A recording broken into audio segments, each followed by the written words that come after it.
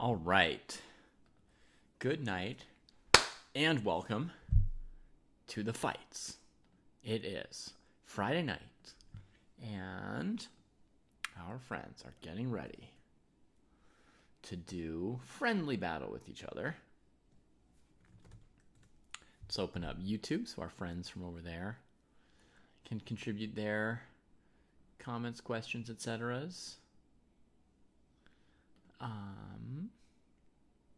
Let's go Just Dojo. Friday Night Fights. All right. All right. So we're good.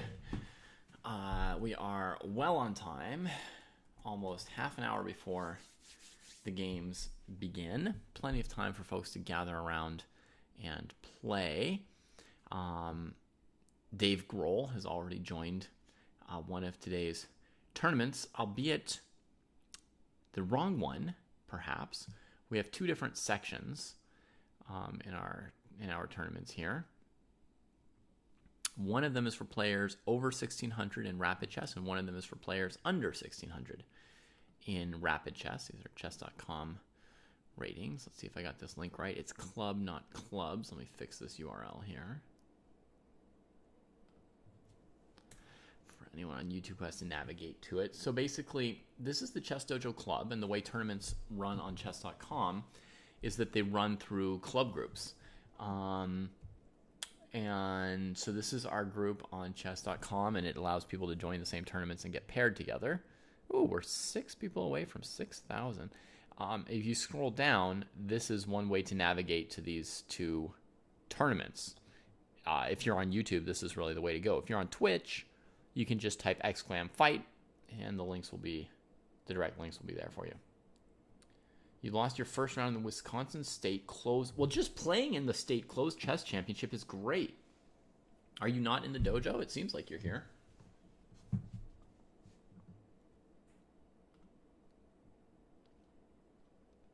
Hey, Brosinger. Welcome. Be right back.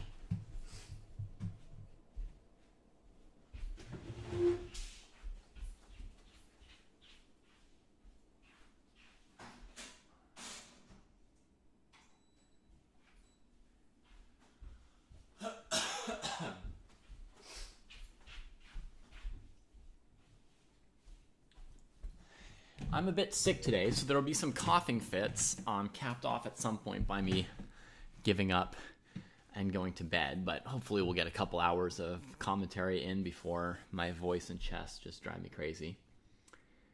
You've been a paying member off and on. Okay. Once a member, always a member. You don't have to pay to get better at chess. I would say being in the State Closed Chess Championship is just great. No problem if you lost a game. You could win another game at some point in this tournament, right? Yeah. Do you have a goal for the tournament? That's the thing. If you want to play well in tournaments right now, my top piece of extra advice is to have a goal in terms of focus and readiness during a tournament. Of course, we've got all kinds of advice about how to train when you've got weeks or months before a tournament. But once you're there at the tournament, I really think that this thing of having a goal at the tournament is huge. We'll see how it works out for our team over at the Maya International. I've been training 3 dojoers for the last 5 or 6 weeks. And hoping that the coaching will have paid off somewhat for them. Hey, Cross, how are you doing?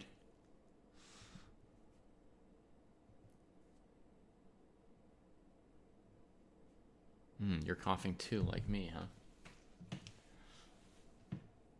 Yeah, hoping.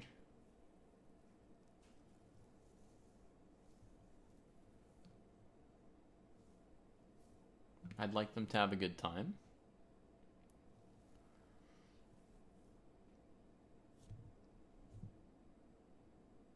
You're close to graduating. Beautiful.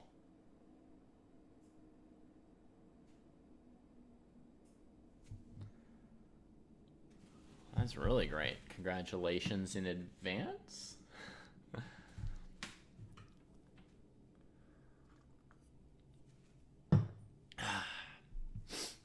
Oh, I should do my duty as well, though, folks. Hang on. I'm going to go tweet that these tournaments are starting and all that sort of stuff, okay?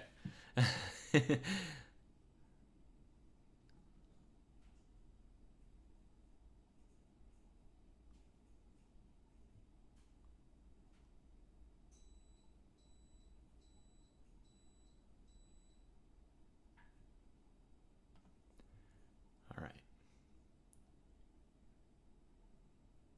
Yeah, those are great goals. Cross Online is giving examples of goals, something that can keep you focused during a tournament, so you know what you're doing. You don't get too caught up in winning or losing, or even like just carried away by excitement or by nerves, anything like that. You just come back. What's my goal? Oh yeah, my goal is to spend 15 seconds per move. So 15 seconds before I move on every move, and then you do that, you accomplish that, and then at the end you say, I did it. I played a 30-move game, and on 29 of those moves, I used 15 seconds, and then your coach says, great job, good score on your goal and all that. Okay, let me tweet, though. Chess Dojo's Friday Night Fights, weekly on Fridays, begin in 20 minutes. Classical chess, open to all, with live commentary. Live commentary like your games deserve.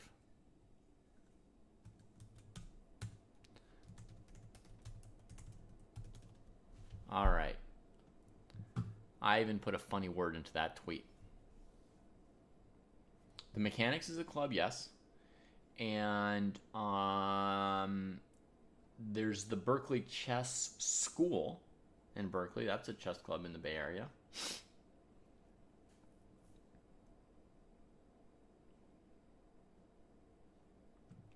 Okay, I've tweeted. Now I could announce over here.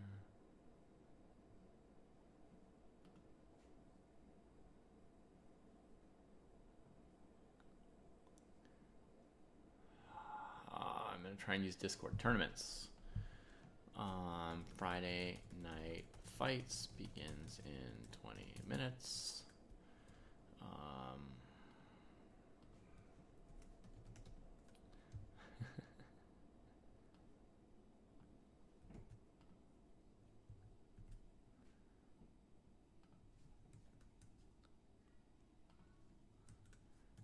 Commentary.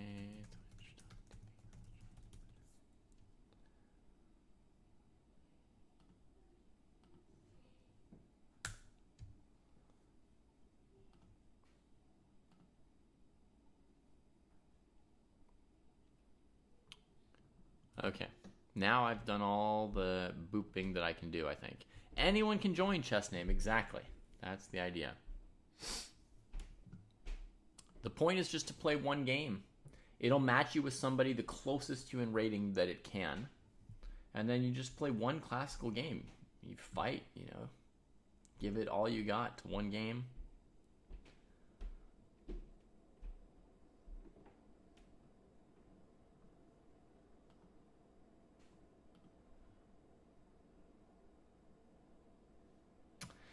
Yes, Cross. So the three dojoers I was coaching, they're all in the same cohort, the 16 to 1700 cohort. They were all going to play in the same tournament with Kostya. Friday Night Fights starts at 11 p.m. EST. Yeah, exactly. As in like 18 minutes from now, I think.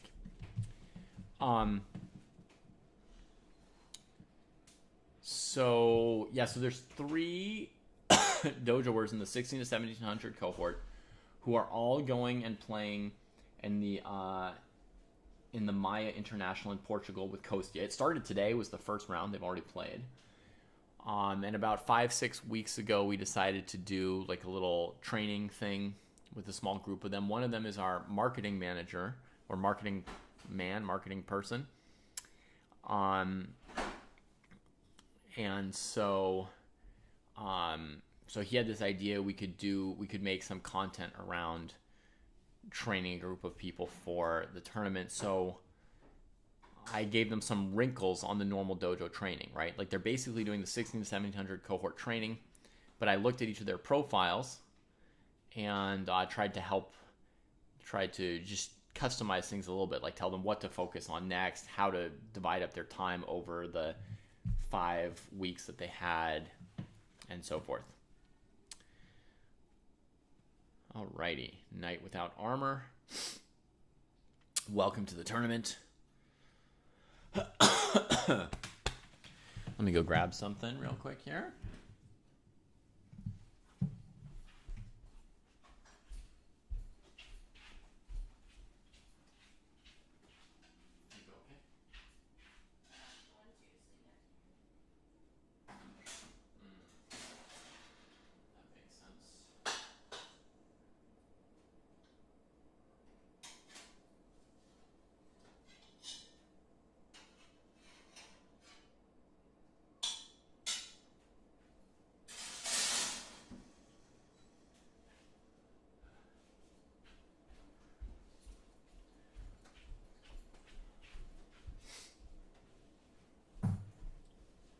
So also earlier today, I covered the Maya International's first round. We were able to see 3 games. One of our fellows there, dojoers, people, one of our friends there, their opponent didn't show up, so they didn't have a 4th game. If you are under 1600, you should join the under 1600 tournament at first. If the tournament doesn't have 4 people and gets canceled, you could rejoin the 1600 plus arena at 8 o'clock. But we still have 15 minutes to go, so there's a good chance that you'll find people. I don't know where the word Maya comes from. Is it the location or the name of the organizer or a chess club or just a word in Portuguese? I don't actually know.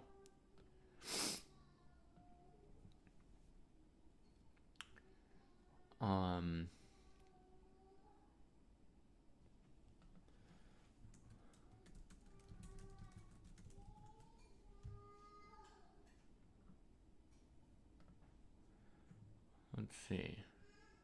The Maya Chess Open 2025 it's played in a city in Portugal called Maia. So it all makes sense. I don't know every difference Novus for the jury. I know some of it.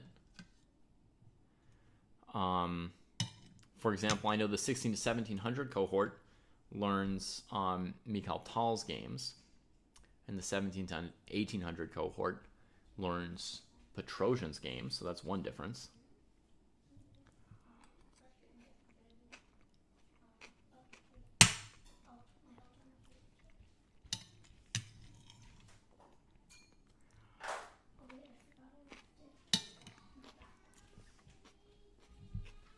They each have a different tactics book to read.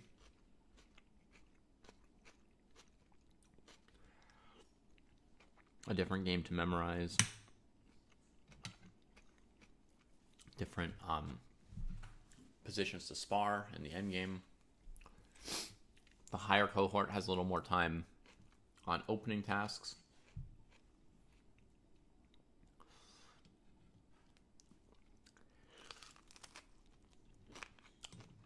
You know that you can view it all, right? Like even if you're in the 16 to 1700 cohort, when you're at your training plan, you can look at the 17 to 1800 cohort and just look at their plan and see what's different or what's coming up, etc. You can compare any of the plans yourself.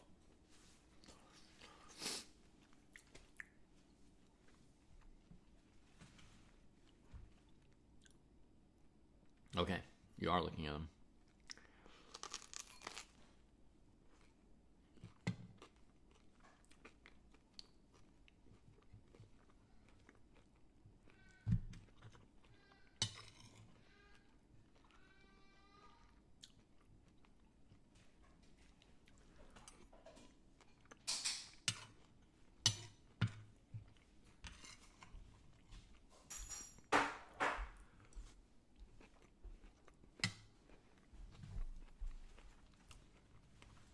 We now have some overlap on all the endgame algorithms, quote unquote, which are things like bishop and knight checkmate, Lucena position, stuff like that. So that if somebody joins at 16 to 1700, they don't have to worry if there's something they missed from a lower cohort, like the very basic theoretical endgames that we think everyone should know. We'll give them the last couple that they might have missed. And if they just know them, they can check them off, and if they don't know them, they can do them. But then what we call sort of like the endgame positional sparring, right? That's different positions entirely at each cohort.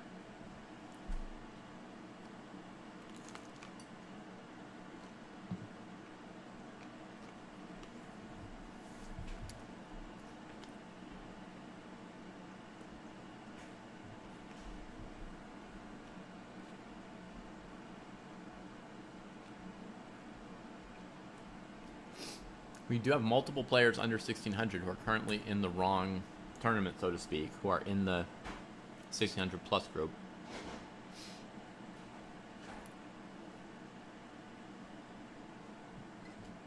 Because you seem to be reading a fair amount of quality chess literature, Renga. Some people without a training program, they just want to read through a bunch of good books. Just get the best there is of chess culture.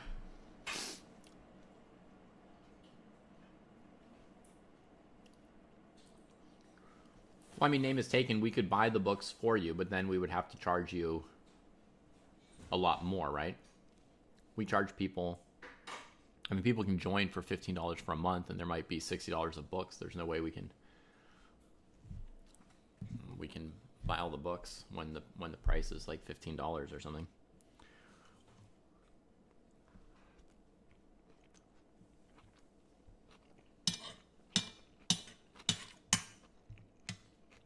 So I don't think it has anything to do with whether or not we buy all the books for you.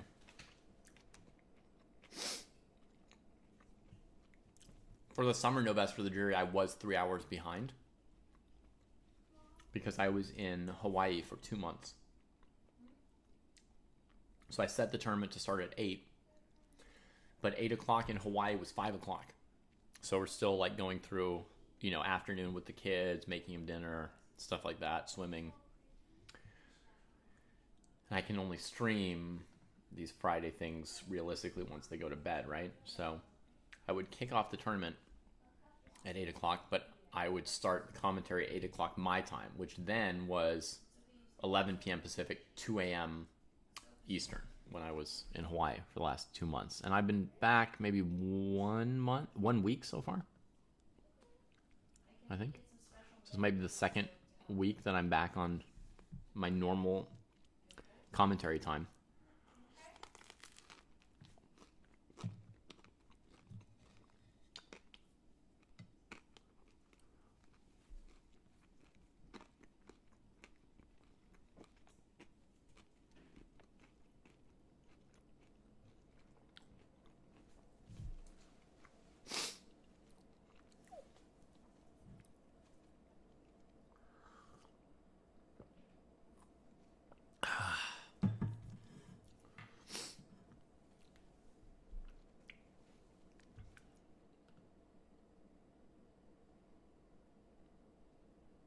You've got too many books.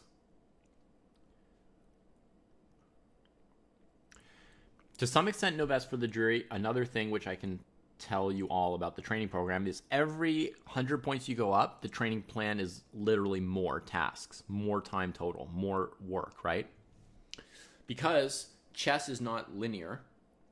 The amount you need to learn to go up 100 rating points in chess is not linear. Right? Like the difference between what a 2600 knows and a 2700 knows. The 2700 might know more than a 2600, than the 2600 knows more than a 100. Like it's logarithmic. The density of knowledge and skills that you need at the top to move, 5 rating points higher, 10 rating points higher is just like a black hole.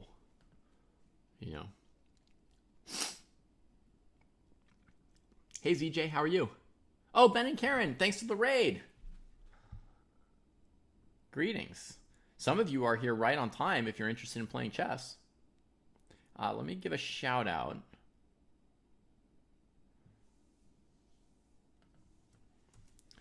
Shout out, it's Ben and Karen.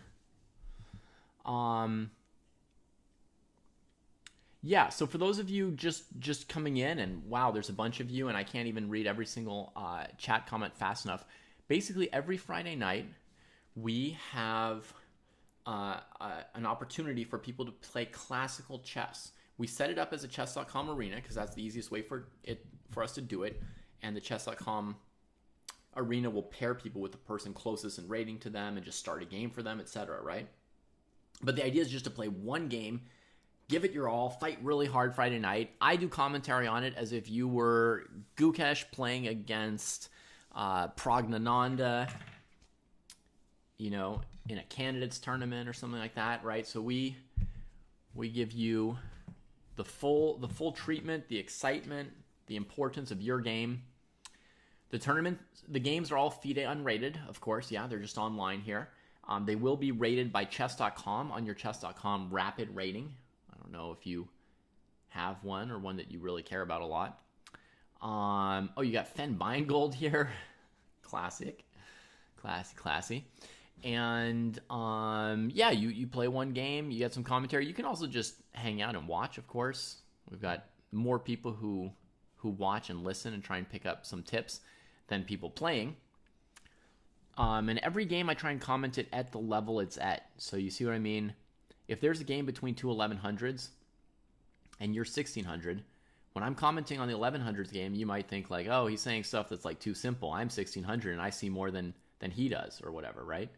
Maybe, but I'm trying to provide commentary that I think is most helpful for people between, let's say, 1000 and 1200 when I'm watching a game by 1100 players. And over the course of the night, we'll look at a few different games. And so we'll see a game between two players rated 1800. I'll try and provide commentary that's, you know, most targeted for 1900 level. I also answer whatever questions people in chat have and, you know, throw in some other points and comments as they come up. But it should be pretty, you know, fun or informational for people all through the rating bands. If there's anybody under 1600 who wants to play here today, we do need 2 more players in the next 5 minutes for the under 1600 group to hold. Excuse me for a second as I blow on.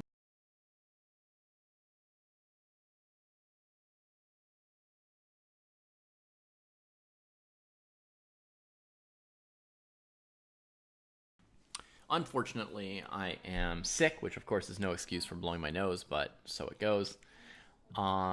So yeah, under 1600, we've got a third. We need 1 more. You've never seen us live, but you follow us on YouTube, and you want to see another speed run from Jesse Cry. Sounds good, Pigs on the 7th. What would you like him to speed run? I can try to... Jared Hall. The reason we have 2 sections is partly to make sure... Well, it's partly to help keep people apart in case the algorithm blunders now and then. And it's also because we have 2 different time controls. The under 1600 players, we think an appropriate time control for them is 45 minutes plus a 30-second increment. I think that's pretty good. And the players over 1600, we give them a time control of 90 minutes plus 30 seconds. So we've got 2 different time controls.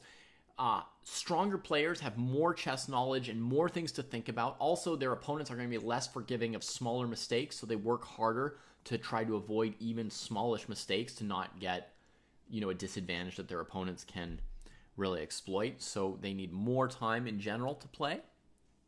Sometimes there are some lower rated players who really like to use a lot of time and might benefit from 90 plus 30, but in general, you know, they're not calculating quite as far. They don't have as many knowledges of middle game plans and so forth that they need to go through and work their way through. Would I rather play in a chess tournament where you constantly have to sneeze or constantly have to fart? CJ, that's a tough question. Let me reflect on that for a minute. There are a few under 1600 players, Infinite Potato, who I think are here for the first time. I think they're new to the dojo, and so they didn't they didn't read the instructions. They weren't primed to look for the instructions, and they joined the wrong group. So hopefully they'll move, but I've announced it a few times, and I don't think they're listening to the stream either, or they can't read and they can't hear both. Anything. Okay. So you just want anything because it's fun. We can do that.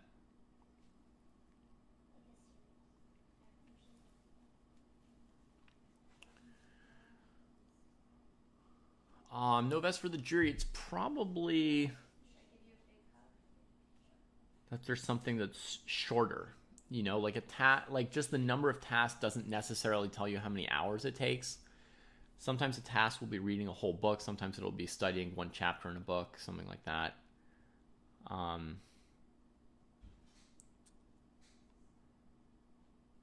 So I can go over it in detail with you a little bit later if you want, but right now I'm just going to try and make sure that everybody's ready to go and play because we have some new people here for the first time today. So with 2 minutes until the game starts, let me just go over one or two other things.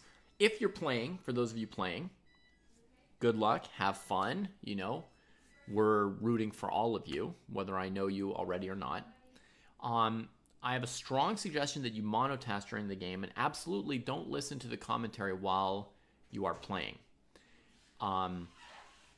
You should either mute or close the stream while you play, and then whenever your game is done, come back to the stream, chat with us. You know, maybe your opponent will be here, maybe you can talk with them, maybe you can talk to me or somebody else. And if I've covered your game, you can just ask, did I cover your game? I'll tell you yes or no. And if I did, you can always go back and watch the recording to see my comments on your game, right? Sometimes you can go back and I've looked at your game for 2 or 3 hours nonstop, and it's all, you know, this advice and information directed specifically towards you and your game. Good question from Ori Chess. Should I get a normal chessboard? Absolutely. You don't need to get a normal chessboard. Anyone who doesn't want to do that or doesn't have one, that's fine. But it's only a benefit to you if you have a chessboard by your side and you can move pieces on it. It feels nice, it looks good, and it prepares you better for one day playing an OTB tournament if that's something on the horizon for you. Yeah, absolutely no vest for the jury. So yeah, it looks like our under 1600 section is now up to 5 players, so it will definitely happen. To the under 1600s and the over 1600 section, you've got about 1 minute left where you could quit the over 1600 arena, like leave it, quit it, close it, and rejoin the under 1600 arena, and that would be the right section for you, I hope. Do I think using arrows is cheating? Not really. Everybody has access to it. I don't think it helps either, but maybe for some people it helps. But yeah, I guess like the rule on chess.com is that using arrows is not cheating. It's part of the interface. It's made that way for everybody.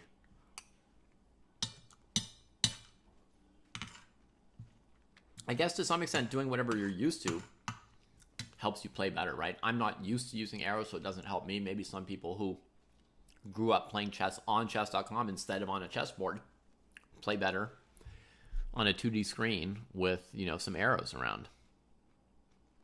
Oh, does it hinder your development over time? That I don't even know either. I'm sorry. My guess would be you won't be able to do it OTB. So if you're planning to play OTB tournaments, it will not help you in that situation. All right. Let's see if our first games have started. We're going to open up 1. We're going to open up 2. Jared is playing. All right, Jared from chat.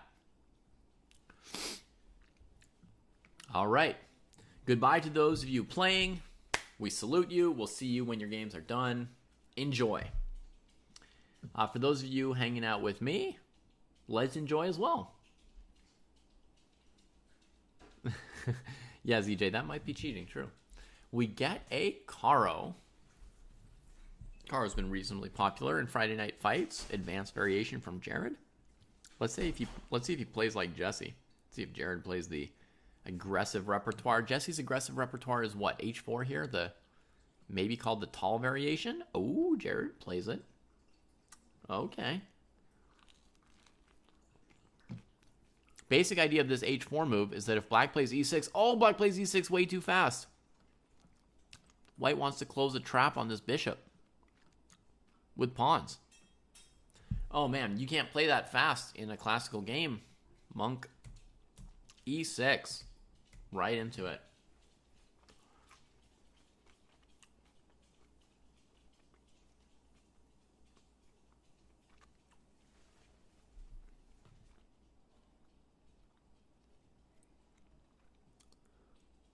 You know, I don't think I saw the end of it, Ranga. Wait, what? Ugh. Oh, I just can't remember. Shoot.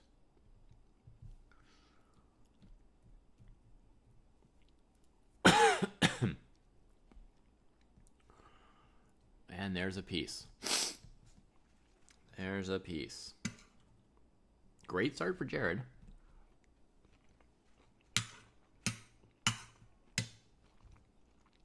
Let's check our other opening. See how fast they're going. They've both played very quickly the first 5 moves as well.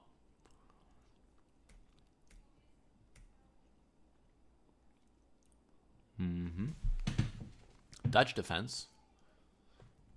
Bishop b4. I like bishop b4 in the Dutch defense. This mix of like Nimzo-Indian and Dutch. The moves are designed to control the same square, and so for me they fit together quite nicely. Plus white grabs space on the queen side, so we grab space on the king side, and that can be an area to push for black. So I like this line from black side. e3, knight e4, whoa. Cranking up the pressure immediately with black. I do also prefer the Leningrad Dutch overall, no vest for the jury, yeah. But mainly because you can't always get bishop b4 with this Dutch. Like if white plays a3, you're not getting bishop b4. Also, there's other move orders for white, right, where they play like knight f3, e6, g3. And then, you know, maybe b6, bishop g2. But basically, white holds off on knight c3, and then you never get bishop b4. And this is not as good for black. So I don't actually like to play this line here in tournaments anymore because I don't get bishop to b4 against masters. But if I got the position with bishop b4, then I would be very happy. Okay, knight e2 is a nice move from Guha, supporting that while developing a kingside piece. There's definitely an issue for getting castled, but it looks like a pleasant move. All right, for ZJ's would you rather question, sneezing or farting uncontrollably nonstop during a tournament, what's better?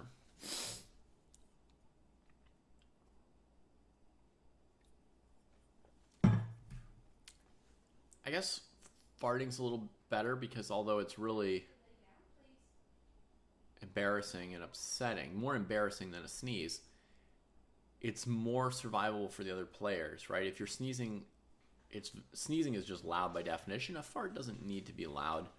And the other players in the tournament would rather you not be making noise. I think if you can't stop sneezing, the TD might have to ask you to leave. b6.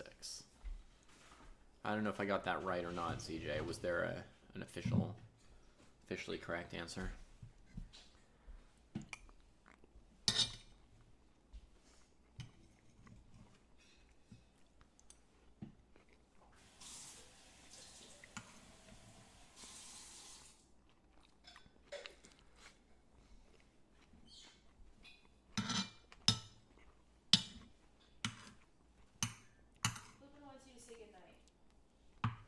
Okay, sounds good.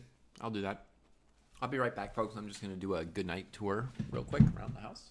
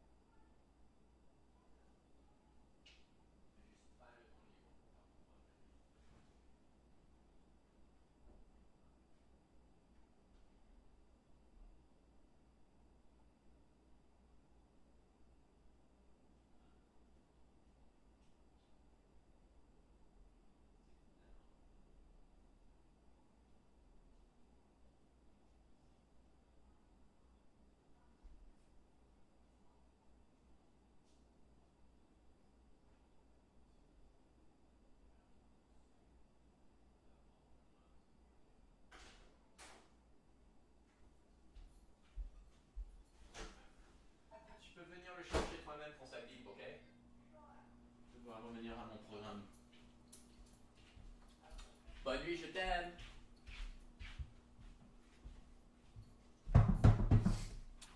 Okay. How are our friends doing here? A3. Making it happen. There's the doubled pawns for white and the bishop pair for white, and which is more important?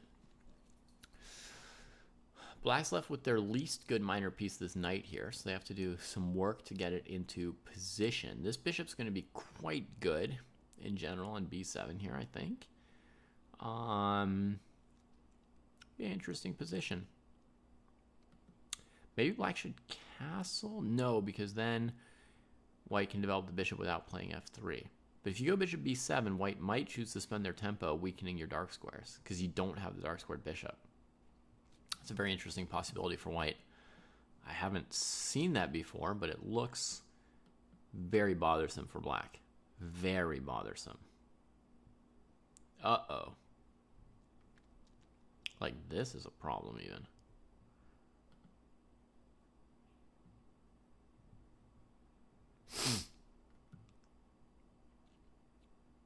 And then I guess d6 is forced because bishop e5 is so good, but d5 is the choice here. Okay, so we got bishop b7 from black, d5 from white, trying to block that piece. Now, trading for black can be a very big mistake because you undouble those pawns and you give this bishop some more scope. You have to be willing to just leave this tension for a bit and find the right move here for black. Such as castling makes a lot of sense. Now, it looks like white can win a pawn here, here, here, here, here. But the remaining structure is so terrible, and black will be able to attack those doubled pawns on the c-file. If you look, on the king side, it's 4 on 4. On the queen side, it's these two against these three. That doesn't really look like an advantage for white, right? So this should be fine for black, I would think. Black allows that. Although they're playing so fast, I don't think that either player really took that into account.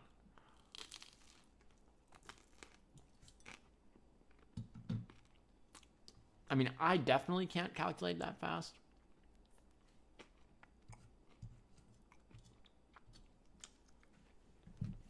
And when I see players playing that fast, generally it's because they're not.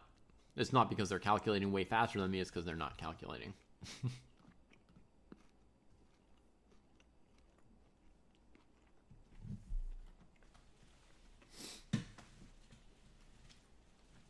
We should give some credit to Guha. They are not fully blitzing out the moves. They're spending some time here and there.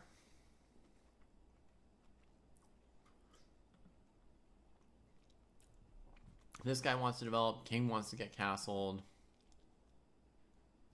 White has to watch out for an idea like g5, trying to trap the bishop, maybe. In fact, would that trap the bishop already? Let's just have a look. g5. 2 directions for the bishop to go. Plus maybe fancy moves. Bishop g3. f4. Takes. The queen covers h4. That guy's a goner, right? Other direction, we go here. d6. In here. Boop. Ay. So that's a threat from black g5 here, and white traded on e6. So that is definitely going to make space for this bishop to avoid being trapped. I wonder if white's gung-ho on the c7 pawn.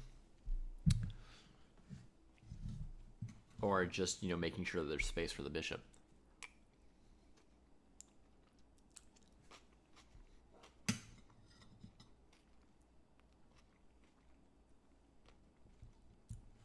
I mean, I said it's not a huge advantage for white to grab that pawn. It's not necessarily bad to grab it either. Might be fine to grab it. It just won't be killing. One pawn that's a double isolated pawn is not going to win the game on its own. There's a real battle left. Thanks, Sven. Yeah, that is vegetable pulao. I used to call it vegetable biryani as early as this morning because that's what the menu said, but Someone in chat told me that by definition, if it's vegetable biryani, it's actually vegetable pulao. Biryani has to have meat, which is crazy. Why would you want to put meat in your food? Nasty.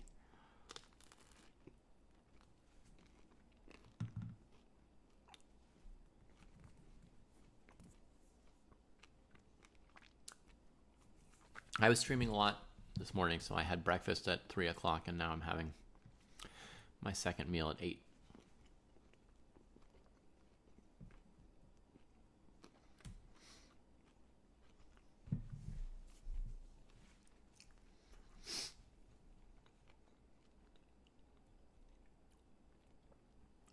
Okay.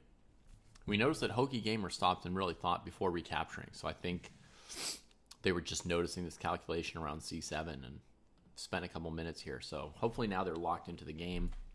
Of course, you want to recapture your queen rapidly. Don't waste too much time on this move. I think only Gukesh would spend a long time on this. Vegetarian Fen, yeah.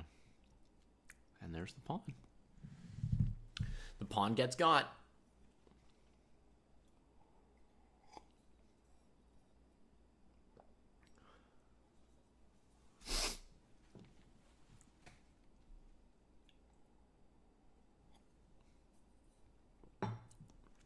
So you could go rook c8 or rook d7 here. I feel like they're pretty equal.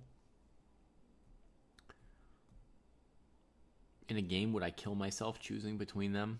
I might. Sometimes I do. Yeah, this is 45 plus 30. They've used their 30-second increment approximately, not much more.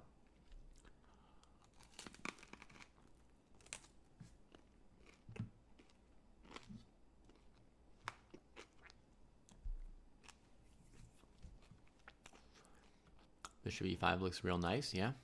But have you planned a response to knight c6?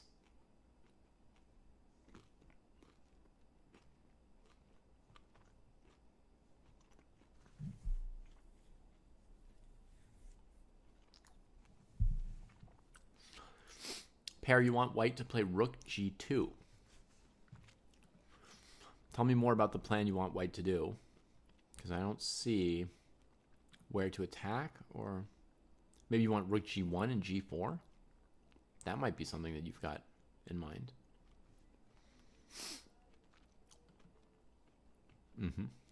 Okay, I got you now. So you're saying in a position like this one here, instead of trading for a pawn, white should be going for the king. Possibly, but I would say that's already not consistent with d5, right, pair? If you want to do that plan, maybe do it without d5. Because if you want to attack the king on the king side, you don't want to explode the center as well, where your king is in the center, right? So I think you go like rook g1. With the idea if they castle, you're ready to play g4. But the problem with that is black was ready to trap this bishop. So it doesn't solve or coordinate all white's problems here. I think that a pretty good idea for white was this one that I mentioned earlier, which is check and queen here, just weakening black's dark squares more with the white queen coming in. And then you could maybe even look for an h4, h5 plan, which would be great for your rook. If you, and also for you, because you seem to want to do something kind of aggressive, pair. But once d5 is played, you know, now black's threatening g5, and the center can always open with the d pawn. So it's logical that white followed up like this, but I don't think it's amazing for white. So we get knight a6. Now the bishop could come back to e5. Now that there's no knight c6, definitely a thought. But white has an issue with how to develop these pieces. And black's planning to put this rook on c8 and then siege this pawn. And if they are successful in the siege of c4, they'll then move on to the siege of c3.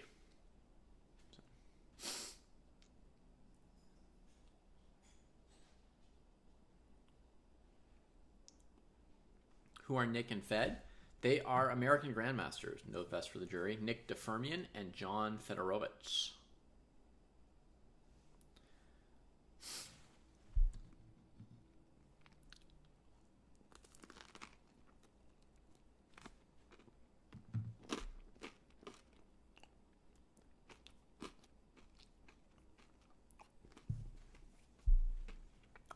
Same generation, very different styles.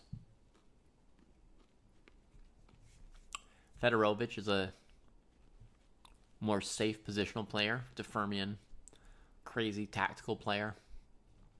Did things like the Benoni.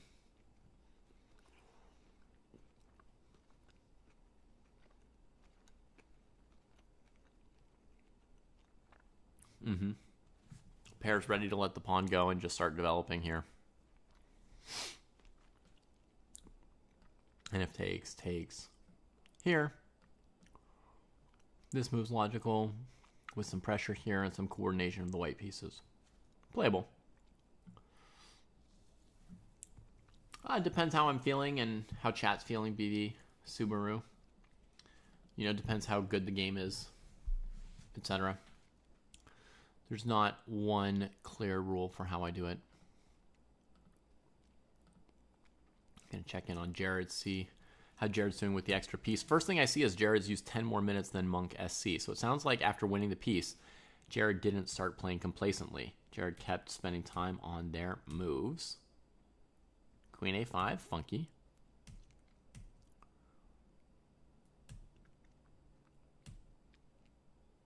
Ooh, moving away from the area where you're fighting. That's weird. I would think, you know, maybe King F2, unpinning the knight, or Rook B1, threatening the bishop, right? So you force it to trade, right? And then maybe I offer a queen trade too while we're at it. Oh, yeah, that's a good move. It's an ugly move. I don't normally like to, you know, pay my opponent tempi with things like this, but it's a good move because this bishop's got nowhere else to go, right?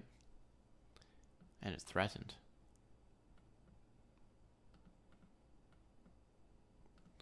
Okay, no arrows working at the moment. Knight F4 got played. Knight C4 coming in.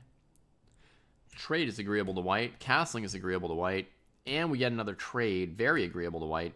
Another trade. Okay. Now white's got like a full extra pawn. Full extra bishop for one pawn. God, it would be really nice if you could highlight squares. There we go. Full extra bishop. So the question is, folks, how best to use this piece? How can we make black feel our extra bishop? Anybody have any suggestions? Ooh, we're getting a raid. Hey, Night Owl Chess, thanks for the raid. Looks like I managed to stream later than you and got rewarded. Who could beat out the Night Owl? And welcome, Raiders. This is Friday Night Fights, a weekly show held every Wednesday where people play classical chess against each other, and I comment on their games. So if I can get 2 suggestions for how to make use of this dark square bishop on c1, we'll move on to another game. We got one good one from Jackson. Jackson says h6. You will eliminate black's last pawn covering dark squares on this side of the board.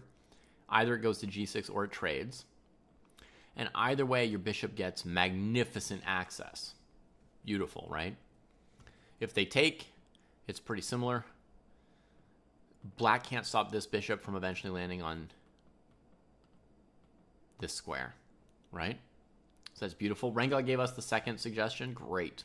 Thank you, Renga. A4 with the idea of then bishop to A3. And that's a great bishop as well, right? Once it's on this diagonal. You see how many times I've tried to draw this diagonal. How about bishop d2, and that frees up the queen to move toward a possible trade? An instructive mistake, Photo Poly. That move, bishop d2, puts the bishop on a bad square where it doesn't do enough. Just defending c3 does not distinguish this bishop from black's b pawn. It's not doing a better job than black's pawn by being on d2. Okay?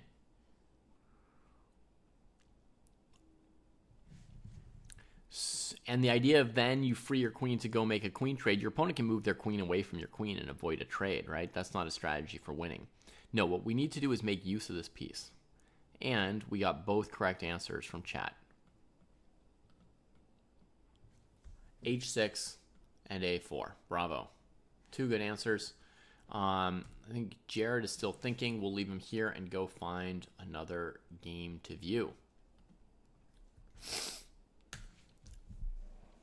Oh my god, long question from ZJ. Oh, we got a national master here playing who looks new to me. Let's check it out. Whew. This looks like a Carl Khan as well, folks. Looks like a fantasy variation. Let's have a look. Fantasy variation.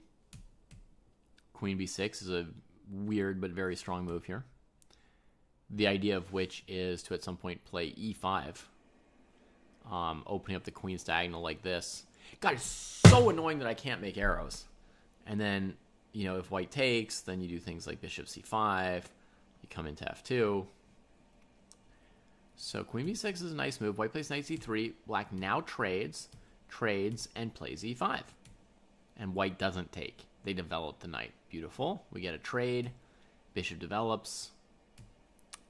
Bishop develops. White's looking to castle. Plays e5 before castling here. Interesting.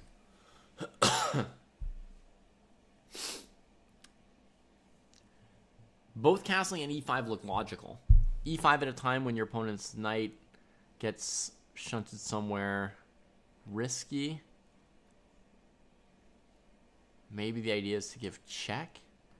Here, check. Grab the knight. Black is a fancy move, knight f6, hoping to win a piece. Maybe white could play bishop e3 and collect the knight next move. But, you know, once you don't take something, you never know if it might slip away somehow.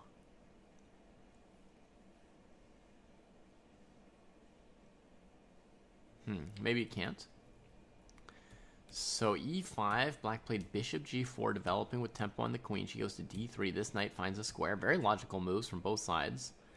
White spending time on these ideas, and black playing mostly off of 30 seconds.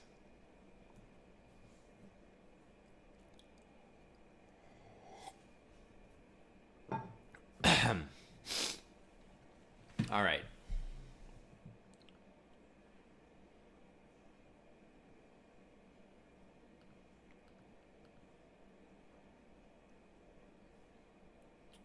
ZJ's question. I'm starting to learn the Sveshnikov Sicilian as black after playing the French my whole life, but what intimidates me are all the sidelines white can play. For French, sidelines exist. They're less dangerous than main lines, but in Sicilian, they seem way more reputable. The Sveshnikov main lines are super interesting to me, but having to learn sidelines too intimidates me a little. Any advice on how to approach that? Don't bother learning the sidelines yet. Learn them later. Learn them one at a time. Give yourself time to learn them. You can play chess without having learned something, you know? Just play the moves that make sense to you. You'll learn it as it comes up. I think the sidelines against the French are not necessarily so bad. Think of it this way. When you play the Sveshnikov, the main line is d4 open Sicilian, right? The second main line, you could say, is the Rossolimo, bishop b5. Or you can call that a sideline if you want. But when you play the French, your opponent can play advance, exchange, knight c3, or knight d2. That's 4 main lines. Whereas with the Sicilian Sveshnikov, you basically have 2-ish main lines, right? The open and the Rossolimo. Then you've got sidelines like Smith-Mora Gambit, C3 Alapin Sicilian, B3 Sicilian, closed Sicilian. There are several of them. I guess some of them are more legit than sidelines against the French, which might be things like bishop e3 hanging the e-pawn. But the fact that there's 1 or 2 more main lines in the French makes up partly for there being more sidelines in the Sicilian. I don't know. I would say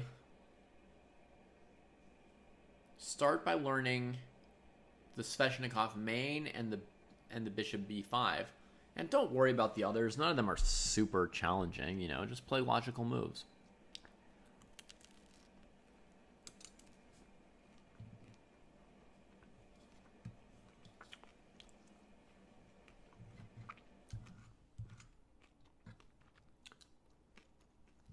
I've been playing the Sicilian my whole life, and the odds are that even though you're thinking you need to study a bunch, there's probably 50% chance you know more about those sidelines than I do already.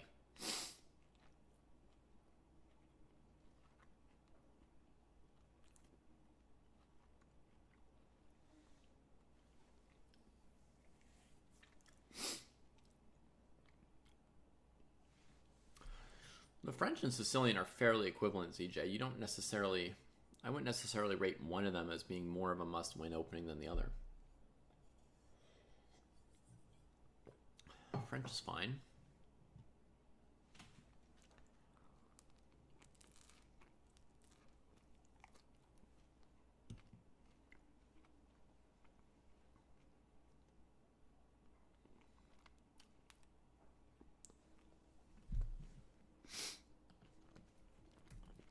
All right, what might Analysis Dragon be thinking about here?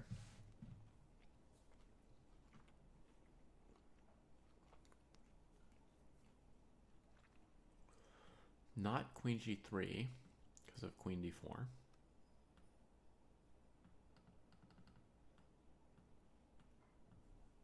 Whoops. Great. Castling's the most obvious move, but it hasn't been played yet. That threatens to take on D5.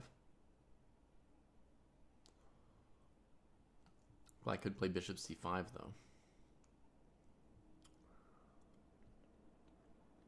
Oh, we just got a move. Rook F4, the knight can take. Bishop E3, the knight can take. Yeah, Bishop C5 looks very strong. I don't really see what to do about it.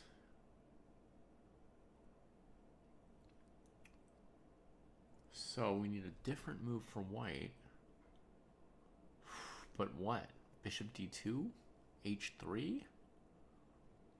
Queen E4?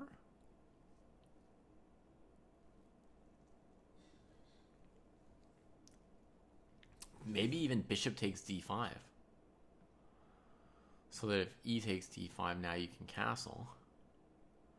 Threatening knight D5, right? If black goes after your knight, you've got bishop E3. If black takes here, you play opposite colored bishops. Which looks fine for white, but yeah, I don't know for sure. Okay, white played bishop D2.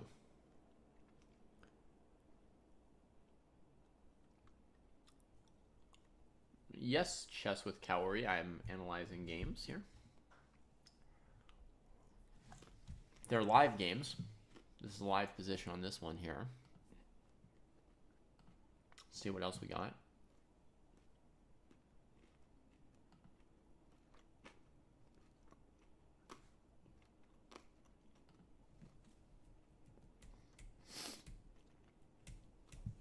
Scotch Gambit.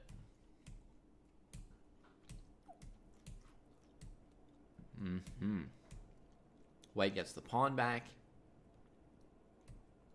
Kicks the knight. Black fights back in the center with D5. Recovers the pawn. Trade gets forced.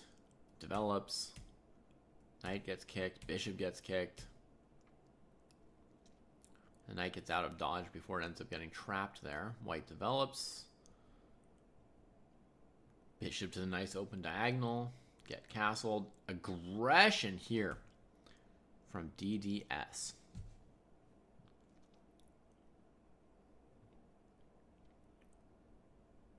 If they wanted aggression, this is also an aggressive move. Idea is knight c4, question mark, queen d5. Game over, but it might fail badly to knight a5.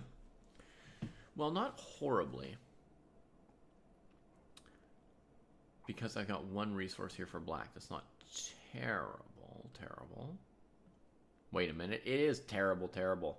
I can't win back my piece. Oh. Okay, so this is very bad for black. So, okay, bishop e7, I guess, would be the normal person move. Black went for it with h5. The bishop got tucked. Queen g5 is a candidate. Going after g2. f3 should be okay. Rook h6 to g6, possible as well. I think f3 should be okay.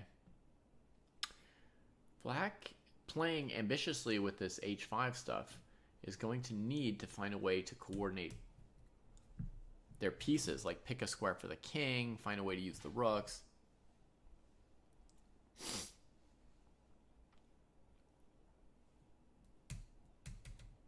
Okay, so black threatens mate in 1. Touche. White's probably going to play f3.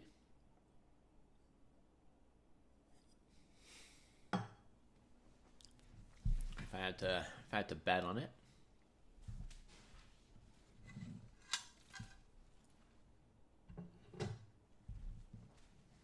F3 looks like the only real move to me here.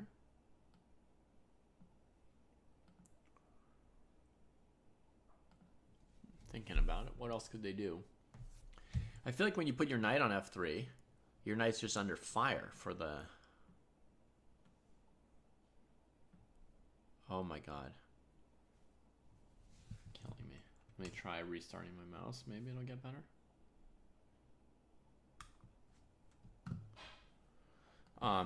So when you play knight f3, then the knight's kind of under... Nope. No arrows allowed. I think the mouse is just dying. I think it's my mouse's fault, not chess.com's fault. So basically now the knight just has to sit here like a victim, right? It can't move because of mate. You have to spend all your time guarding it.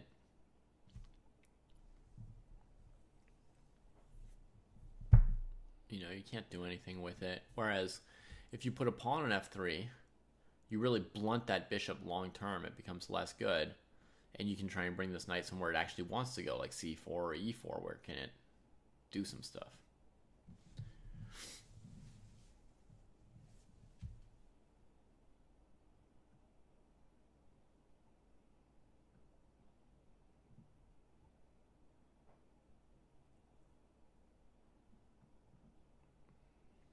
Good night, Lauren. How are you today? Wasting a heck of a long time on this. I mean, I think there's really only one move. And Mouselip has played quickly up till this point, so maybe it's good that they're settling in and deciding to think a little bit now. Chess is just getting started here for our Friday night. People are still settling in. We had some cool moments at the Maya International earlier today, the first round of a tournament that we're a little bit excited about because Kostya's playing there and some other dojo folks are playing there. 9-round open tournament in Portugal.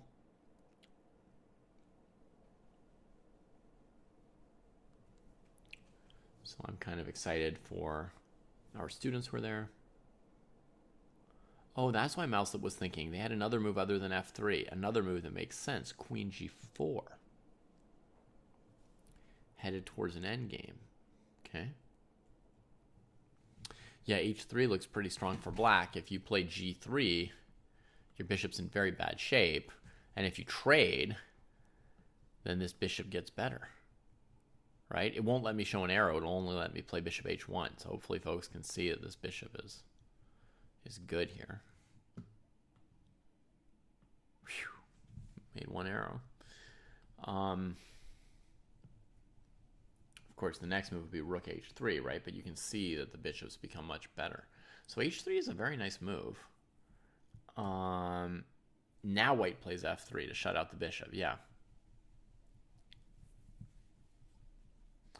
We could say better late than never, but it's still been some accomplishments here for DDS. First of all, the queen trade actually helps them with the fact that their position's not classically coordinated, right? King in the middle of the board, rook's not connected. Also, this queen trade, because DDS found this great h3 move, they're going to trade on g2, which is going to mean the rook on h8's developed, which is always an issue when your rooks aren't connected. So the rook's going to be developed, and this f3 pawn is not going to be rock solid. It's going to be under pressure. White's going to have to be defending it throughout the game. I think black's position looks plenty nice already here.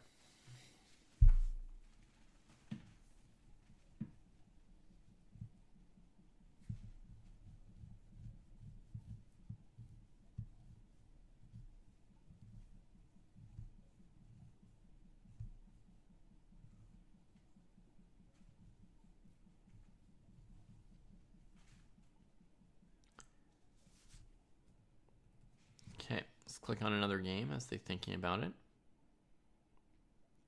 Correct, D Darklight. I announce that every single week, but your assumption also shows a good common sense to you.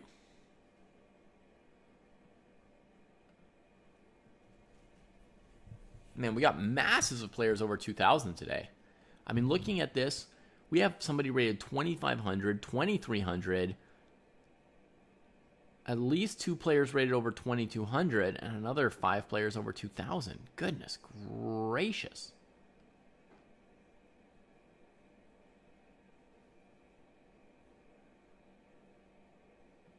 Goodness gracious. It's a scary field today. You're going to learn how to read a chess book without a board. Cool. Very cool. It's a good one. This is a Nimzo move order. I've seen this line before, the IQP with the knight on e2 instead of f3. Yeah, black's going to want to keep the bishop pair here. White prepares queen d3. Black can drop the knight back to f6.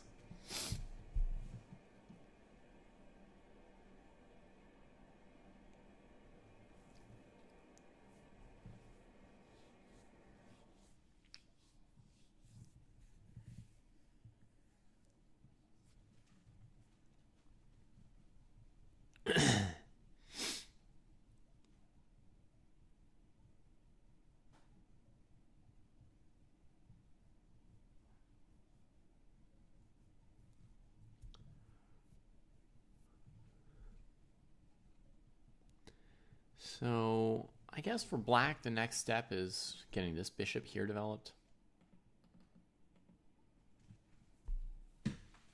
If I double left click, then it sometimes allows me to right click on my third click. So I could try to go this way. See, and then it's done, and I have to double click again. Nope. Yeah. Show an arrow. Done. Wow, that's weird.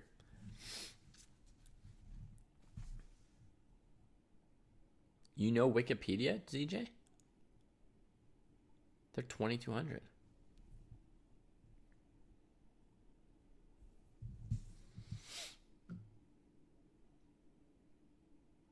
Okay, trades off that knight. Well, now there's no knight to go back to f6. White could even throw in queen d3 here. No, knight e2 is check.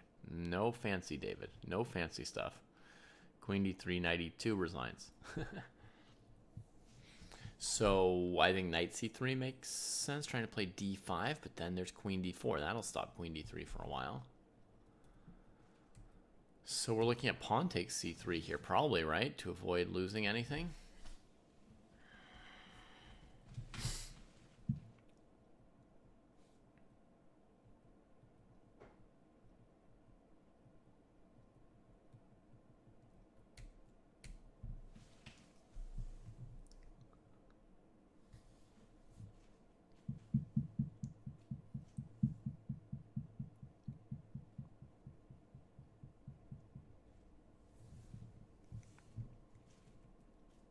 Okay, we got to move in the game.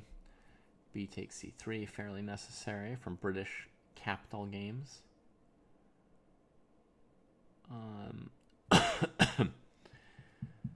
Now, black could play b6 to develop. Seems to make the most sense.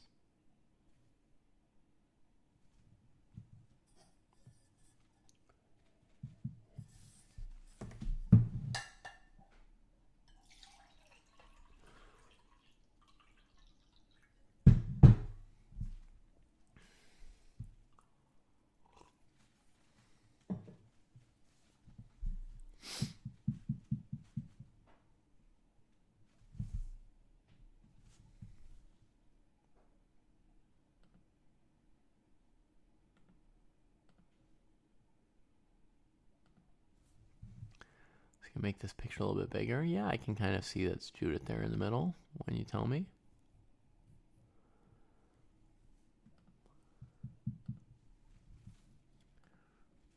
B6, developing. So white will get to play queen d3. Black will pay tribute with g6.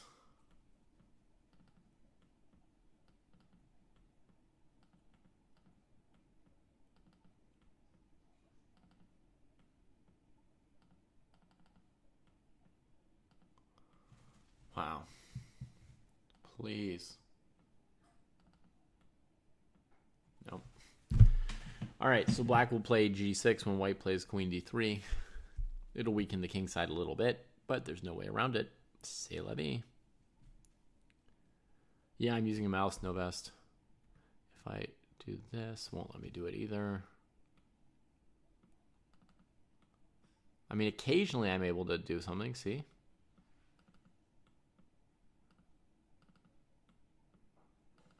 But it won't let me touch this G pawn. That arrow's like banned. See, I can do other arrows, but not with this guy. Yeah, I think my mouse might be dying or something. The button part of it, I guess. I don't know. There is a touchpad, and the touchpad's not really letting me do too much either. Let's see. It's still got the problem with the G pawn.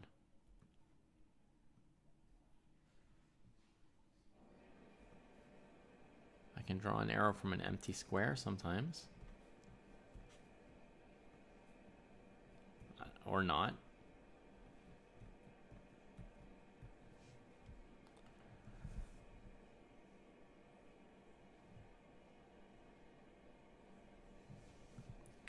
So, yeah, I mean, you might as well go queen d3. g6.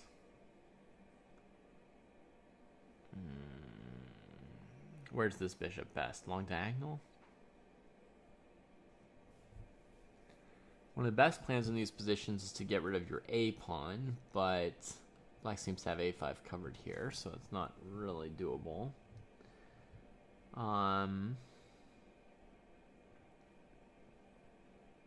H4, H5 would be nice, but I don't see how to do that.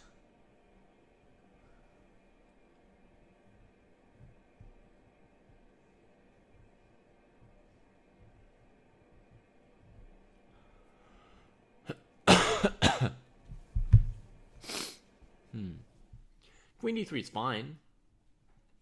It's probably what white will play eventually. Creates a small weakening, but obviously black can defend it. I think to me right now the real question is what to do about this bishop.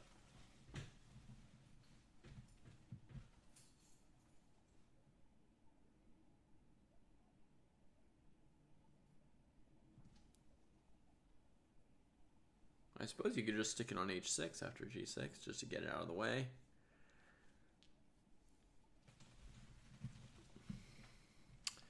But there is like this issue here. Like if I do this just to get the bishop out of the way and then I put my rook in the center, I am offering this pawn sack, which I'm not going to be able to justify. So I'm still not really coordinating my position brilliantly. I just don't know how to play this position. It's just my own fault.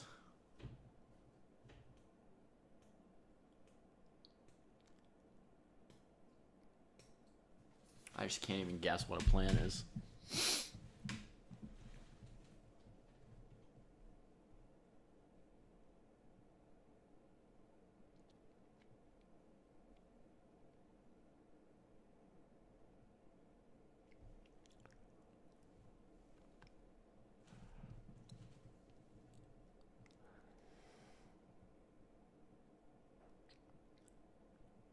I guess we could just put the pawn on c4. Just advance. Maybe tempo-wise we'll do this first. If they play bishop b7, then play c4. So now bishop a6 loses more time.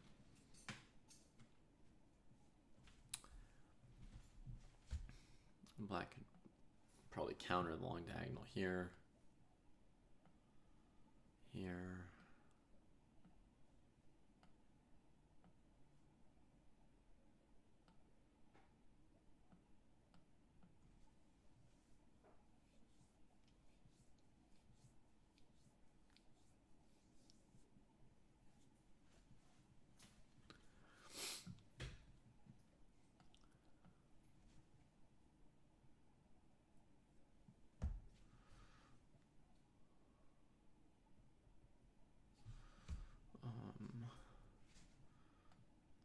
do something like this.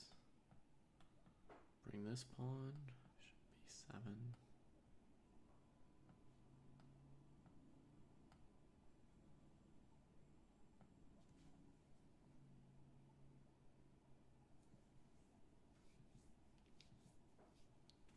Be nice if this knight were somewhere more aggressive now. If I could go through f4, I could go for a sack, but the queen's got f4 covered.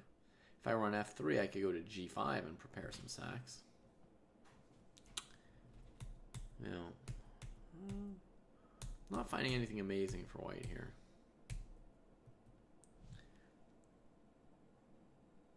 White's spending a fair amount of time on this move as well.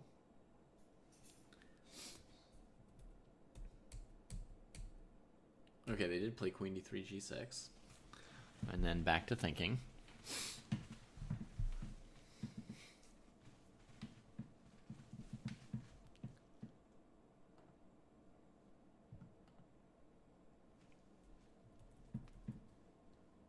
f3, a5. Stopping knight a5 from white. That's very nice, actually.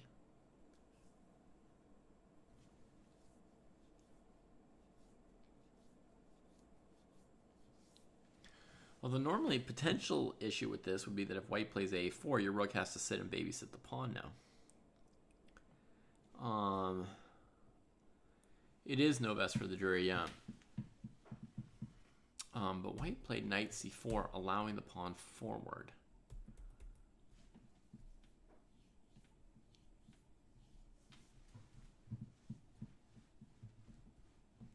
Which seems like nice, good news for black. I'm not sure, Ashkill.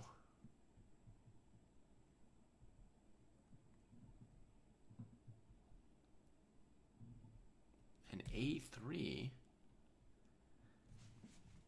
to me that just weakens the b file further. Makes it harder for white to play b3 if they need to. a3.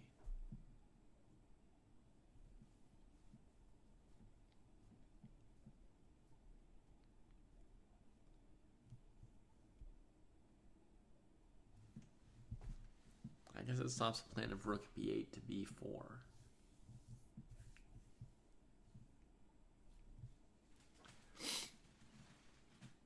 If white had played a4, black had c4. Okay, let's have a quick look.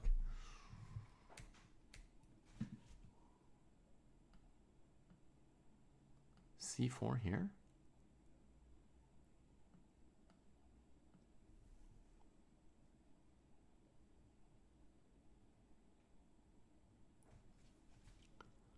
Or you mean bishop d5 would have forced it through? Because black doesn't have time to control this, because white doesn't have time to control the square.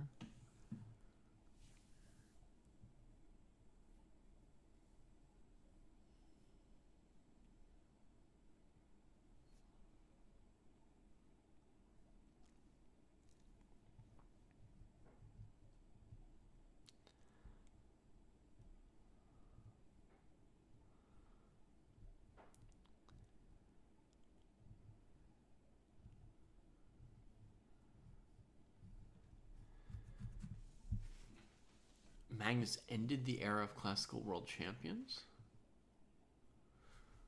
I mean, does Kasparov think that every era before him was the same? And only after Magnus did it change eras?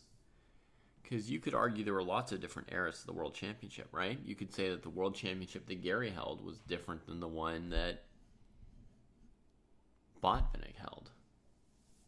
Or that Lasker held, you know, when there wasn't FIDE to organize the matches.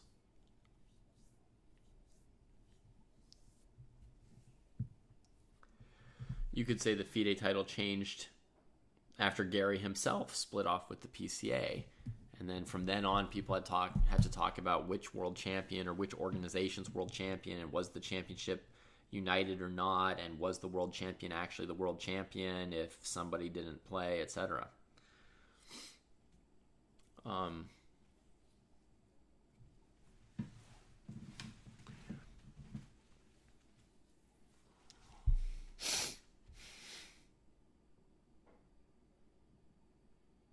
I don't really see the point of his comment yet myself. But Jackson does bishop d5 kind of makes sense, right? We could see c4 coming in soon. But I mean, you feel like a4 would be right, and there's some ways for white to fight against this idea. Like for example, maybe c4 now, and if takes. Now black's working with all isolated pawns, right? And here we go here, at least keeping our piece in the center.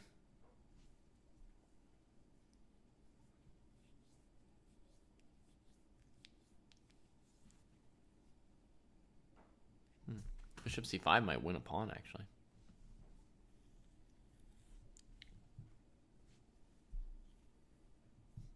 Yeah, it feels like it does. Crazy.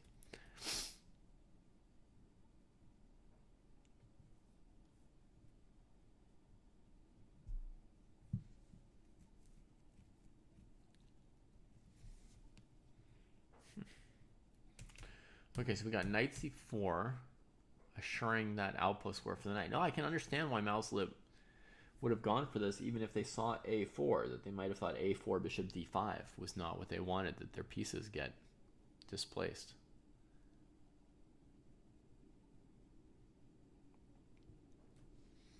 Yeah, once there are 4 players, no Vesper the Dreary, then it starts counting down. So there's one more week for other people to join. So if at the end of that week there's 6 people, it'll start with 6. If before the end of the week it gets up to 10, it'll start with 10. It'll cut off at 10. So it's minimum 4, maximum 10. And once you've got 4 players, there's a maximum wait time for more people to join before it just fires off the tournament.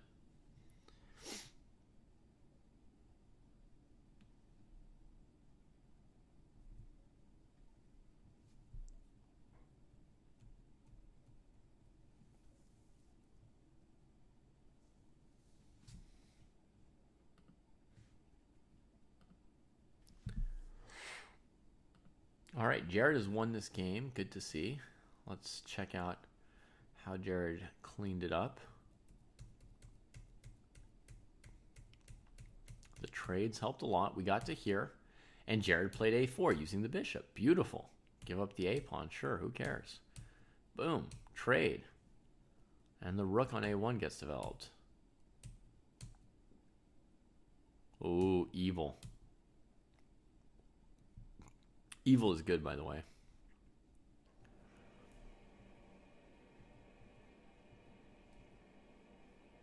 And here comes an attack. Holy moly.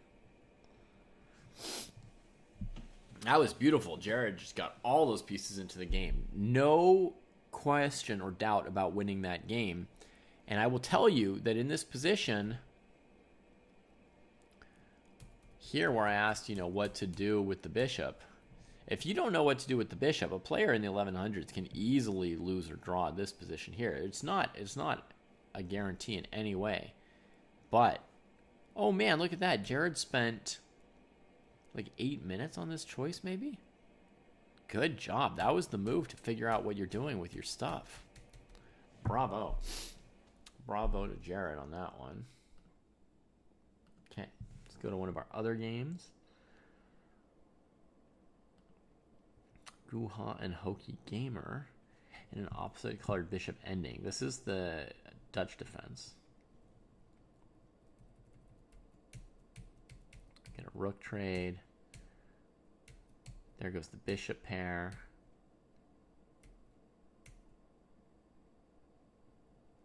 This e5 didn't quite do what black wanted, right? They wanted white to play bishop e5, rook e3 and lose, but white attacks the rook. And now that rook's kind of trapped on d3, and black's not doing so great. Yeah, they're struggling with the trapped pieces. White doesn't seem to have a plan, though. Why isn't white doing something like, I don't know, rook h4, rook h7 or something? Why just going back and forth when all black's pieces are trapped? I think safer for black would be, instead of e5 here, to play bishop a6, going after the c-pawn. Then even if your rook gets trapped, well, it's just harder to trap the rook, right? Because the white king can't hang out on e2.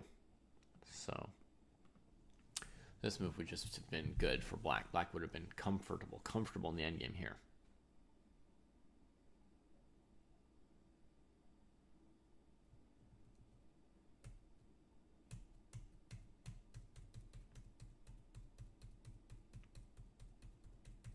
Black seems to have a plan, right? They've moved the king like 6 times in a certain direction. White's rook is just bounce, bounce, bounce, bounce, bounce.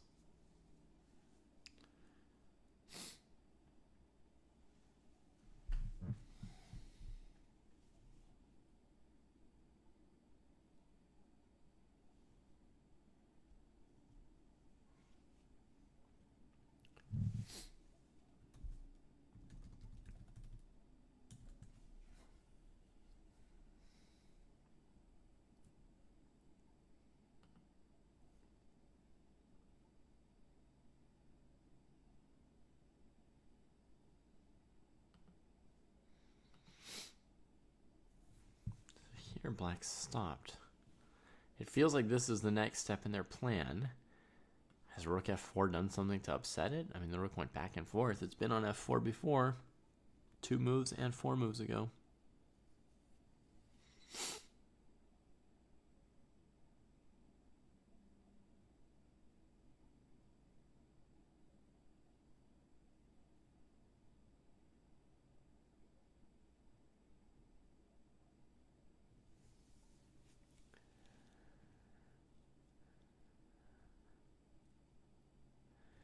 Falgate, I've got like a problem with some kind of a weird pain in my eye and maybe some kind of an allergy, so I'm rubbing my eye, and that's probably turning it red or weird. But no, I slept fine. I don't actually feel tired right now, just in pain and sick. I have a cold. I've been sneezing all day. I'm a little bit wrecked.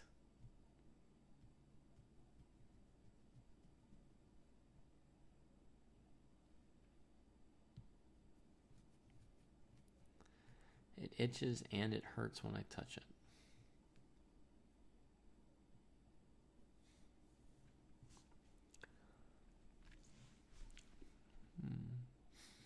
An interesting idea here when you go king a5 is that maybe white should play c5 to trade off these pawns to try and keep you from queening one.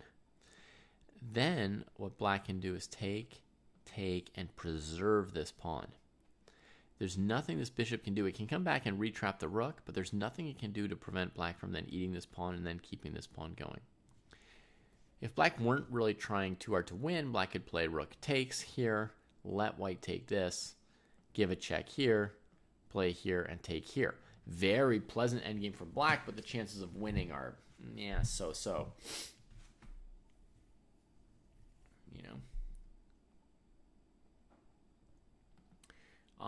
Maybe better chances of winning with the a pawn still on the board. White can retrap the rook, black can take. Nah, I take it back. We should get our rook out when we can. I'm not going to win this either just because I have a passed a pawn. If white keeps playing rook f1, rook f4 forever, I might eventually win like this. But yeah, it's not the right approach. King a5 played.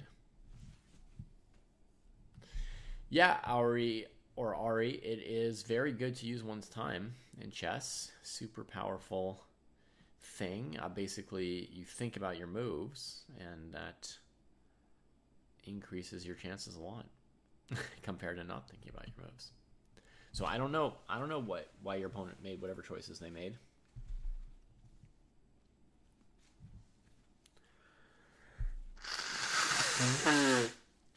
Excuse me.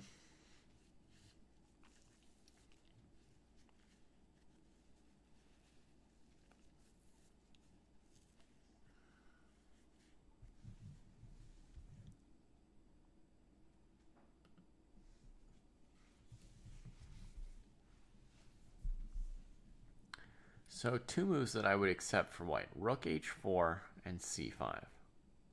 But if white keeps playing rook f1 to f4, at some point black will have the advantage. Even with that trapped rook, I think.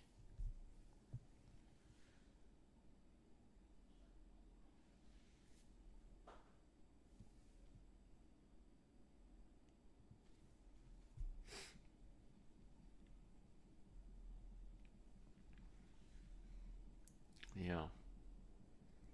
This is very rare for me, so I don't really know what to do, but thanks for the suggestion.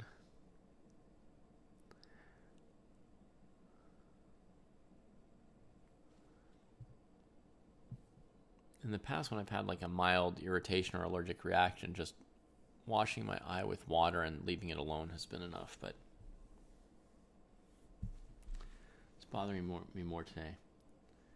Your pet peeve is seeing your friends and students play fast, blunder, and then when they're in completely losing position, start playing slow and thinking, like, why didn't you do that a few moves ago? Yeah, there are people who play really fast. There are other people who use their time. There's not a really consistent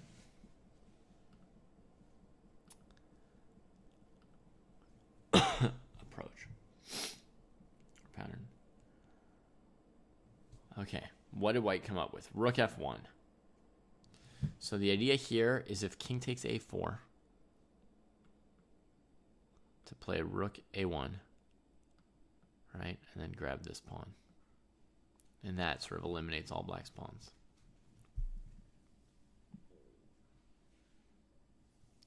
Hey, gefilte fish.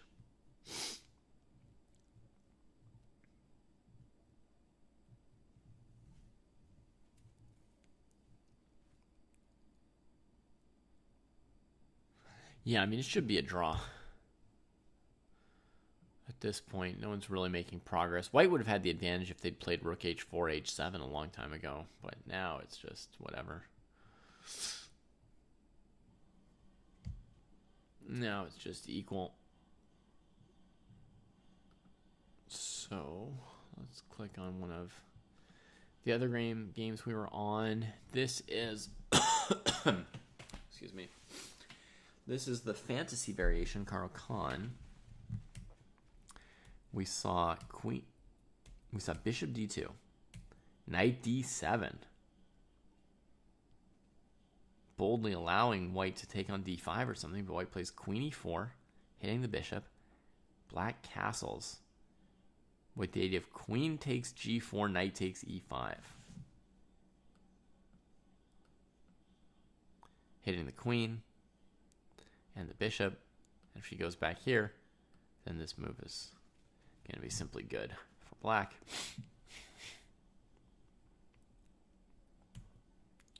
So now white traded, and black plays knight e5, leaving that bishop on the board. Holy smokes. All right. They're cooking here. Using initiative and threats and everything. Castles. If pawn takes bishop, then knight d5 is winning and queen e5 is probably also winning. Here, let's say white had just saved the bishop. What was the problem then?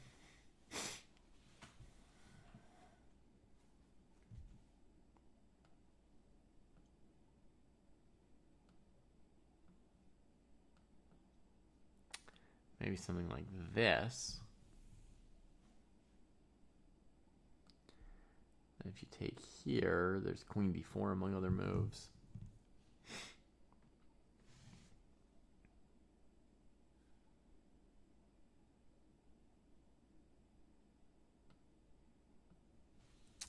But how good or bad is castle's queenside here? That's hard to say. Rook takes queen. Knight takes queen. Queen d4. And white loses-ish.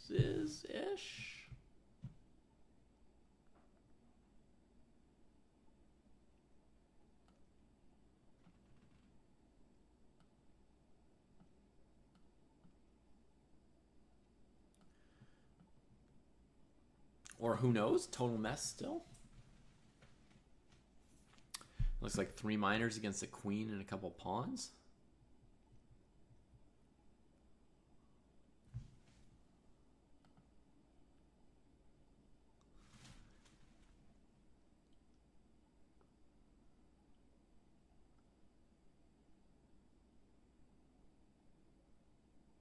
Rook b2. Oh, rook b1. Yeah, I see it. Yeah. Rook b1.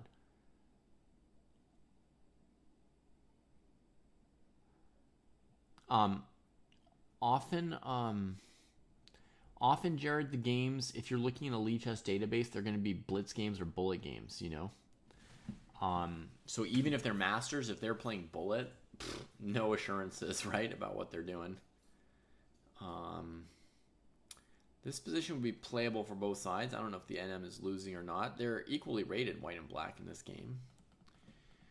After knight e5 was played, white castled. Black played rook e8. Now, again, an opportunity for white to try and save this bishop, but presumably black's threat is knight f3. If white did save this piece. King h1 might make sense. The game, white plays queen f4. Black recaptures. Hits the queen. Takes the b pawn. Black's up a pawn for the moment.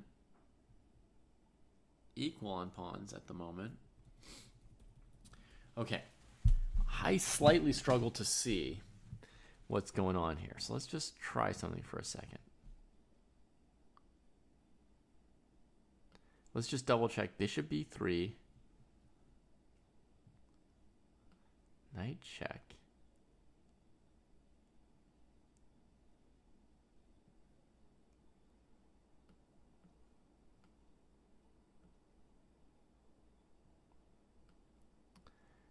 And yeah, black's just winning, whatever. So this is sound. Now king h1 makes sense to me here. Is there a big threat then? Now this move would be kind of silly, right? Black's just giving way too many pieces. White's just got all the pieces on the board. So king h1, maybe pawn takes, knight takes.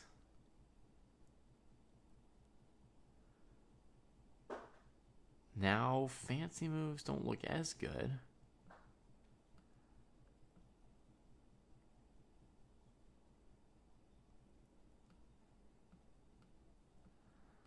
Because, for example, white ends up with an extra rook.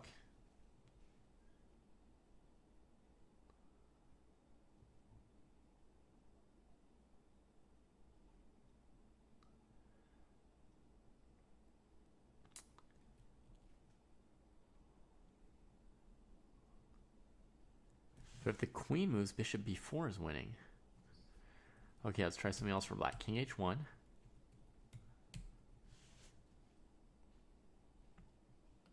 Bishop takes.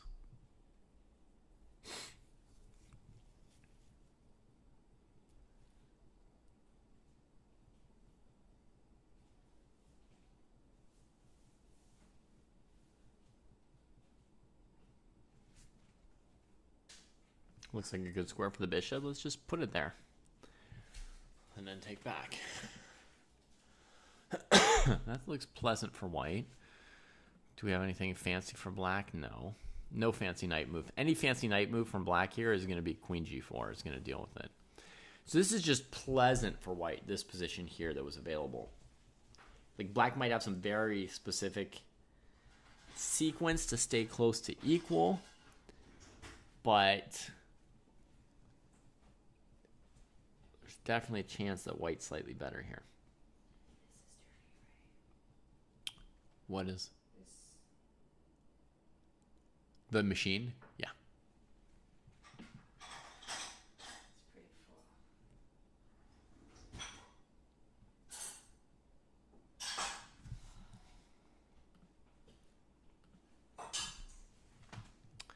full. Okay, so I feel like that was king h1 was definitely a question here for white. They played queen f4. I'm not even sure how that really improves their position. It's just getting off the file of the rook. It's just trying to avoid some tactics, huh?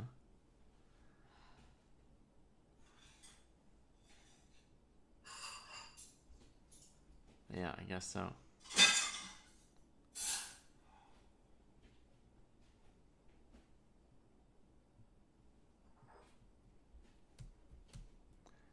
Takes back the piece. Hits the queen. So then we get to this, which makes sense.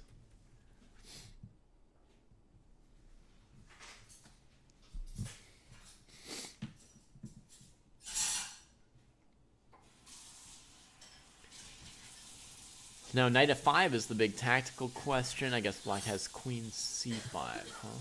Okay. That deals with that. So knight f5, folks, with the idea of trying to force one of these knights into e7. Queen c5 will diffuse that. Then the bishop can take on f5 next move. Okay, white could retreat a knight to e3 after queen c5, whatever. There's no point in that for white. So then what else could there be? Knight b5, again, queen c5, maybe queen d4. Maybe that's a plausible continuation for white here. Knight b5, queen c5, check, queen d4. Okay, instead we get knight e3. Okay, let me just put this on the board for a second. Knight b5. Threatening the queen, threatening the a-pawn. And if here, my idea is just to head towards an endgame like so, to emphasize my c-pawn. Now, black's got a bishop against a knight. I've got a well-placed rook. I'm not sure if white's better or not, but okay, it's certainly playable. So that was one thought for white. Instead, we get knight e3, a little bit of a retreating move. Let's see how that one plays out.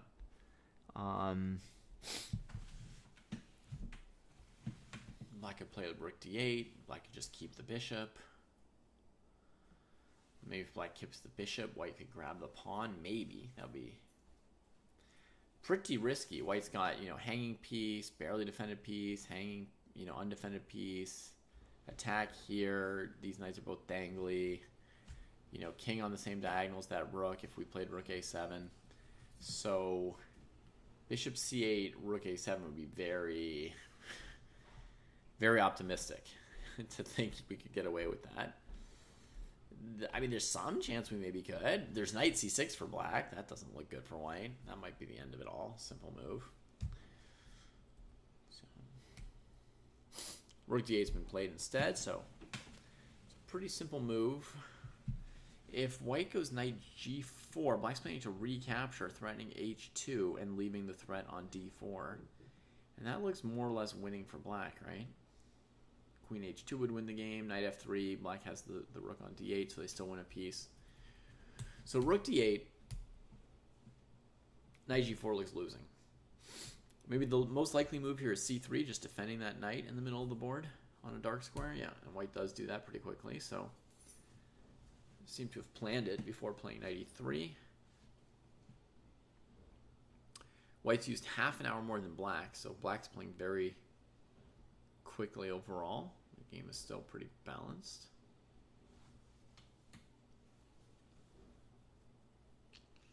Now against bishop c8, I could maybe see the move rook a7 coming, now that the knight on d4 is so secure.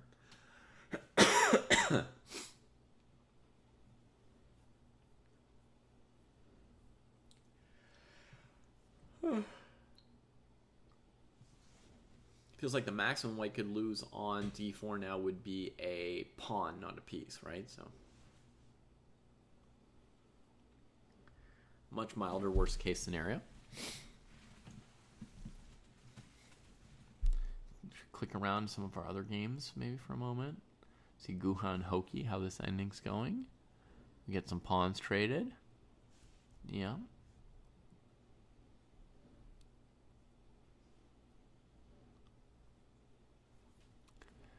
Black's move order here is a little bit risky because white could take here, and then they're up a pawn and the rook is still trapped. So white's move order is black's move order is a bit risky.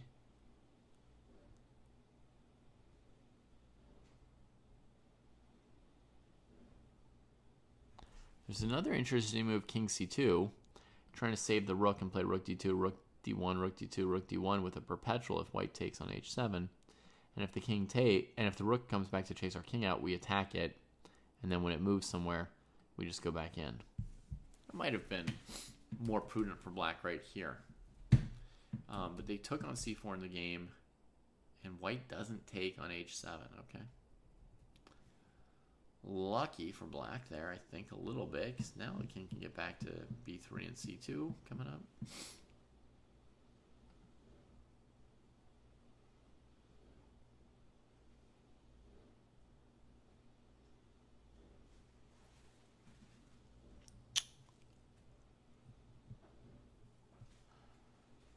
actually, weirdly, one of the worst things you can do sometimes is check your opponent's king a bunch in the endgame and drag it to the best square possible, right?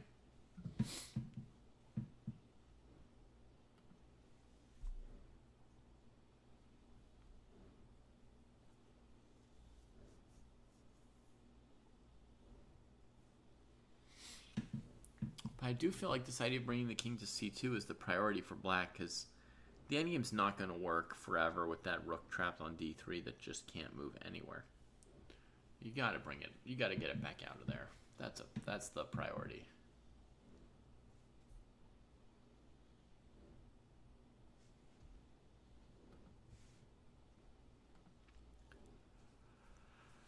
All right. Our heavy endgame strategical battle. GH3 finally played. Doesn't take it with the rook. Sends the knight over here. Weird.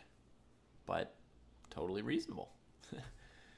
White strikes on this side of the board. Black could just leave it there. So is the rook or the knight going to take on h3 now?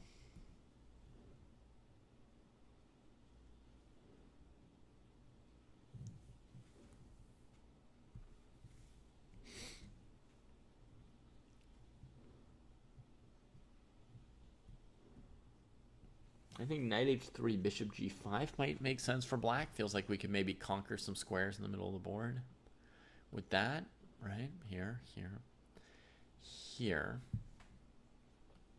f4 can't be played, right? That's important. And then we want to put a piece on f4.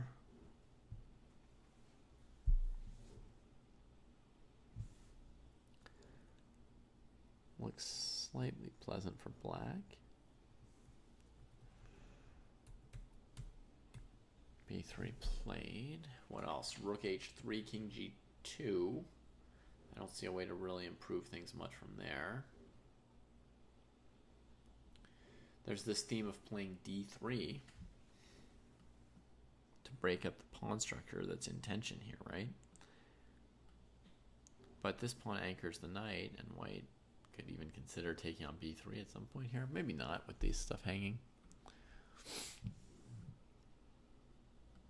It's funny, if you ever go f4, it's just mate. Huh. One of my favorite patterns is that bishop and knight mate there. On opposite colored squares, right? It's beautiful. Beautiful thing. So b3 played and DDS thinking here.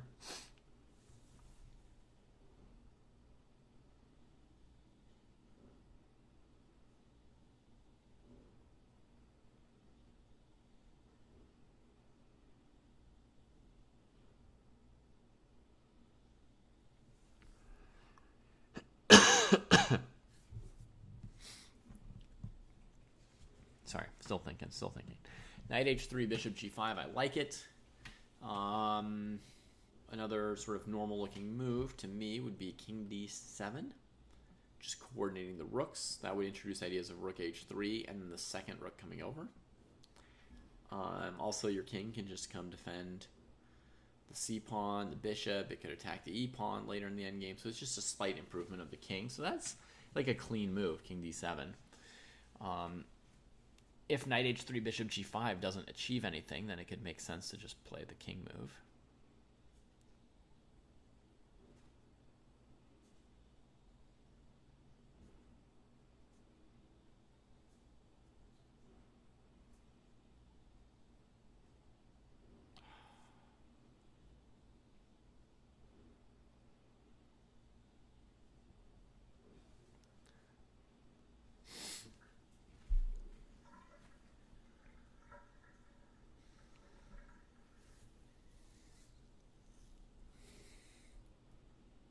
The rook comes in, okay.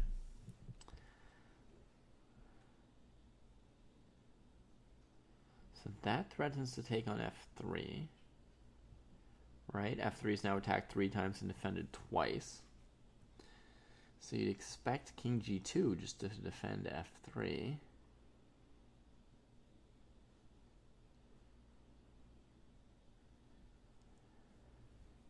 And to me, then, king d7, rook ah8 might make sense. I'm not sure it does achieve much.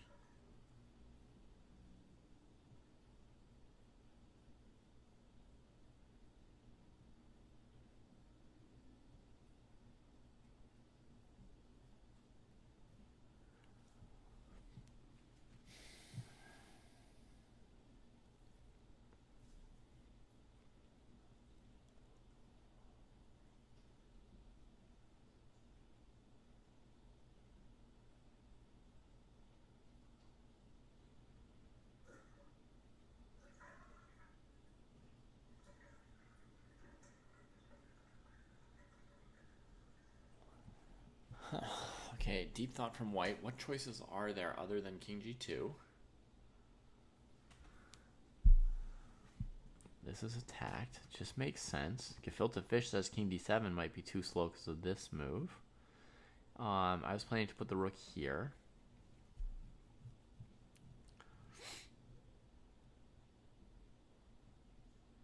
I don't know that black's even threatening anything once I do it, but that was my plan here.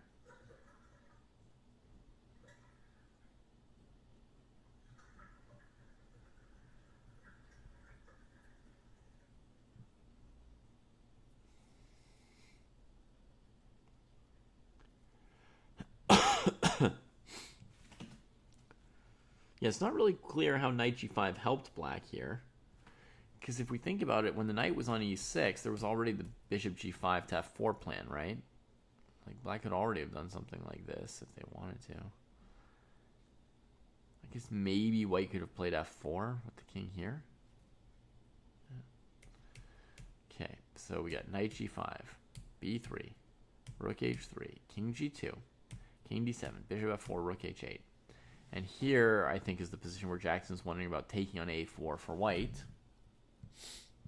There's some interesting possibilities around that move, Jackson. One possible move for black is knight takes here. Knight takes, bishop takes, hitting the rook, maybe a rook here. And we could go all the way to a minor piece ending.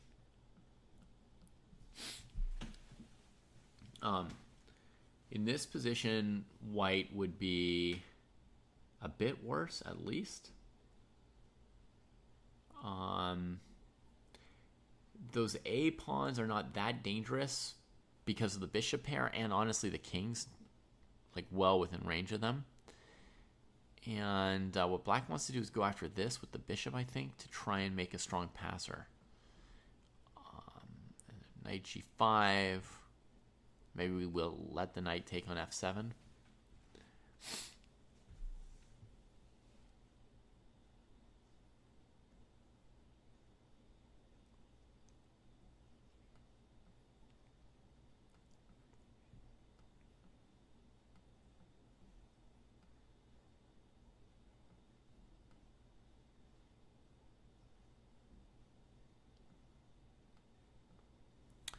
It's a pretty good mass of pawns that black has here. These passers with the bishop pair to help him out.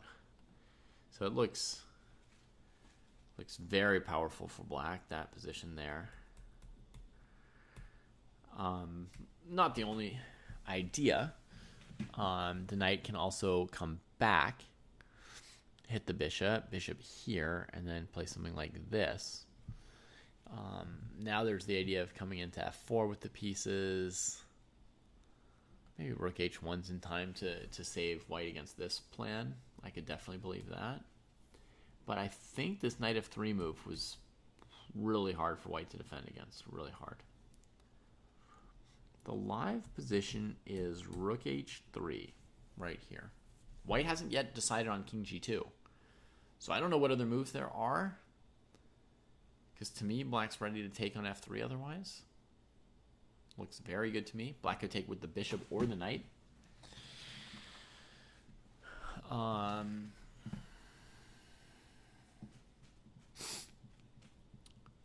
don't really see anything else for white to do other than king g2 here. Does anyone else see a candidate move that I'm missing?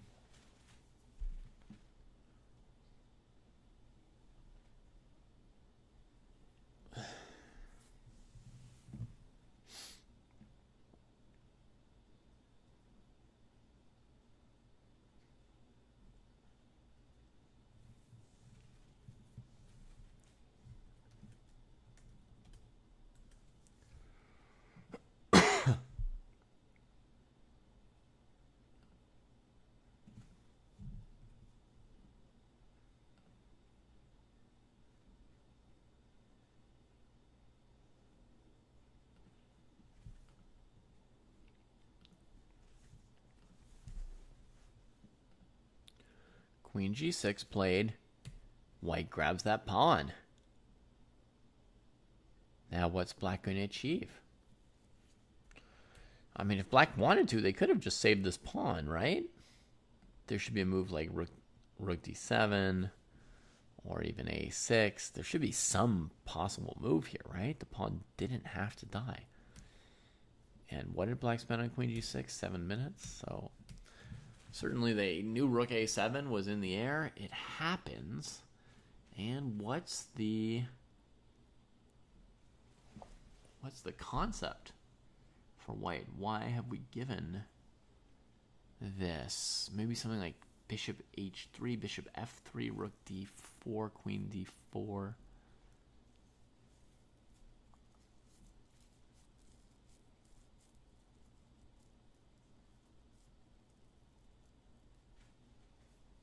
The knight on e3 covering g2, I don't see any follow-ups to any knight f3, bishop f3, rook d4 kind of move. I don't see anything. Bishop f3, at least white can't take, but it doesn't threaten anything. So white could play something like rook f1 against bishop f3, right? Or if they feel black's doing nothing, they could play a4. Just wander quickly to a6, you know, see what kind of pressure that puts on black. So h5 from Coalesce Net. So that pawn could be headed to h4 and then h3. White could play king h1 if they want to be able to play h3. If they let the pawn go all the way to h3, it's going to weaken the f3 square, right? If this pawn gets here, it's going to weaken this square here. So doesn't f4 allow mate in 1 gefilte fish on that other board? f4 knight h3. Oh no, because the rook already went into h3 itself. Right. Okay. But f4, oh, it attacks the knight. So if black plays something like rook takes b3, you play f takes g5.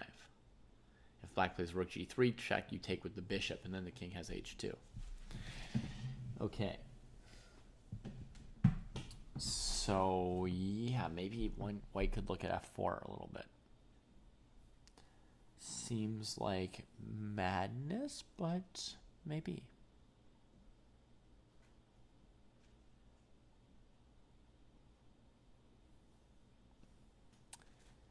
h5.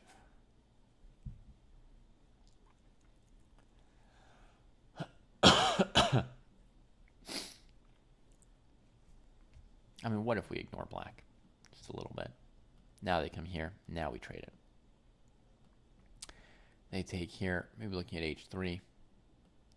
We just flex the queen trade since we are... Actually, this is also threatening knight f3 for black, right?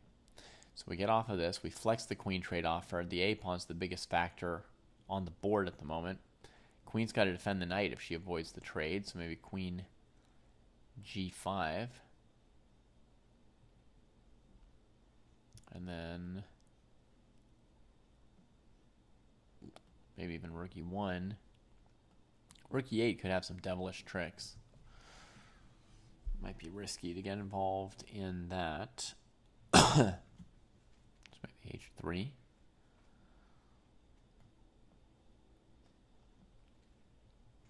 And I just start ignoring and asking myself, what is black able to achieve, right? What kind of threat are they ever able to generate over here? I kind of like white. I'm not convinced that h5 does enough.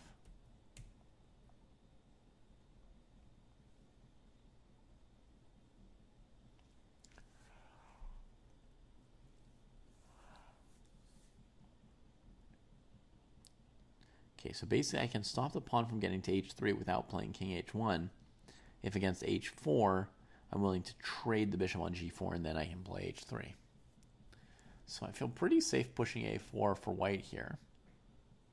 I'd feel less safe if it were a game and I were thinking, you know, I'd have some worries.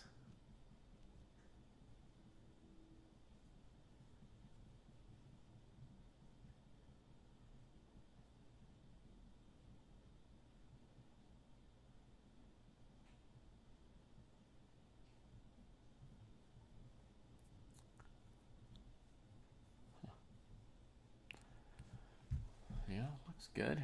A4. White's up a pawn. I don't believe this pawn sack here. Mouse slip. We got king g2, king d7, bishop f4, and the rook retreated. Threatening rook takes g4, by the way. So that encourages king g3, and then we'll see what we get there.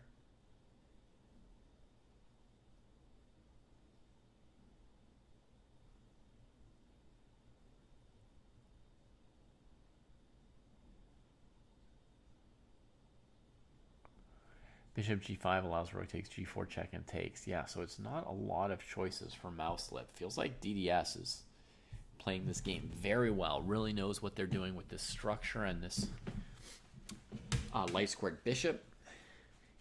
Even though, you know, this is kind of an unusual positional structure that normally the players playing white are the ones opting into it, and the players playing black are, you know, struggling to know how to handle it. Here, DDS is showing good proficiency. Now I feel like I'm getting a fever.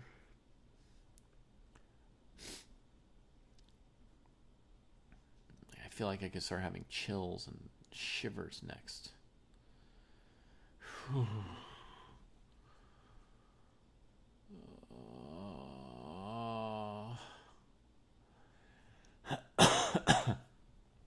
Oh, the nice thing for black about bringing this king up is that now there are never any rook h1s, right? With the king on g3 instead of g2. Whoops, sorry. That's a real problem for white, right? Because then the follow-up from black can be much more incisive than what we've seen in other lines. It can be to set up this checkmate here, basically. And trading here doesn't particularly create any escape squares for this king, does it? That just looks like a checkmate to me. The net is closed. So if king g3, this is the live position, by the way, after rook h4. If king g3, rook h8, and white needs to come up with a defensive idea really fast here. Really fast. Because it's almost closing time. But, I mean, there's the threat of rook g4. So, I mean, it feels like we have to play king g3 here. Maybe there's king f2, unpinning the f3 pawn to defend it, and you just keep going. Your opponent resigned in the opposite colored bishop ending that I thought was equal as well throughout the game. Guha versus Hokey Gamer. I thought this game was a drawish endgame. We checked in on it a few times, but ultimately I thought it was a draw, so I... Oh yeah, but this was risky for white. When they checked your king into c2, right? They should be taking the h-pawn right here, I think. They check you to where your king wants to go. Then they grab that pawn. Now you're a little bit better because your rook got out and white's king is trapped back here on the first rank. So for the first time in a while, like, you could say black's kind of marginally better. That said, it should be totally defensible for white. Maybe start by running the c pawn forward as counterplay. Black chose to threaten, white chose to threaten rook a2. Bishop d3. Bishop a6. They resigned instead of playing king takes rook?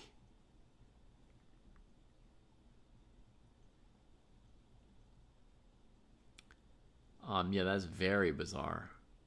What? Maybe they tried to click on the draw button? Maybe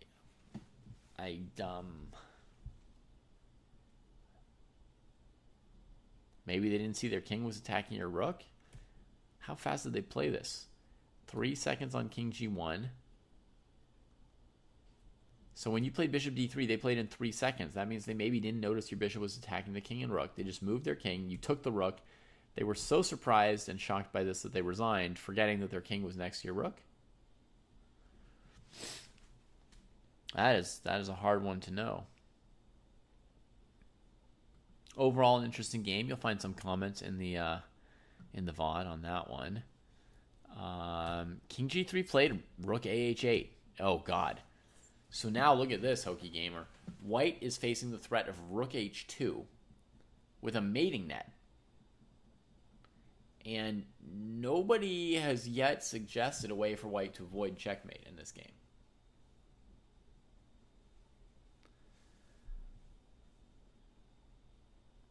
Nobody has yet seen a way. We get the trade.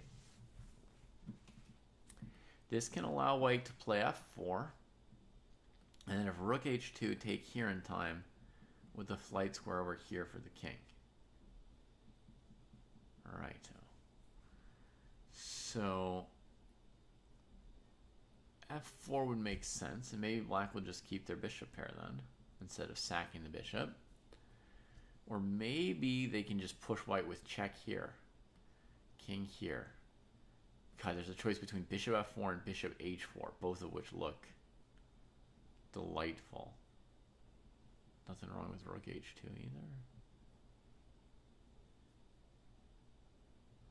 King gets to d1. Bishop here, king here, rook checking d1. Okay, I think we should just take the pawn. Sorry to play such a boring move, but king here, and then maybe just g5, anchoring in that bishop as well. And white's just crisscrossed by these bishops. Everything's tangled. It's just winning for black, although not mate. Game went bishop g5, bishop g5. That one pawn is enough to clean it up, just with the incredible dominant positions for those bishops.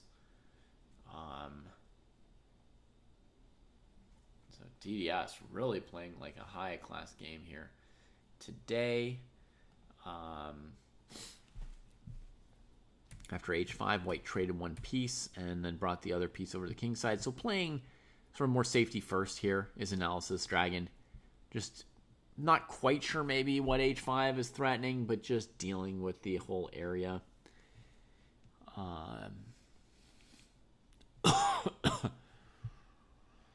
Now there's, knight f5, queen f4, all kinds of white coverage of the king side, so white can feel safer.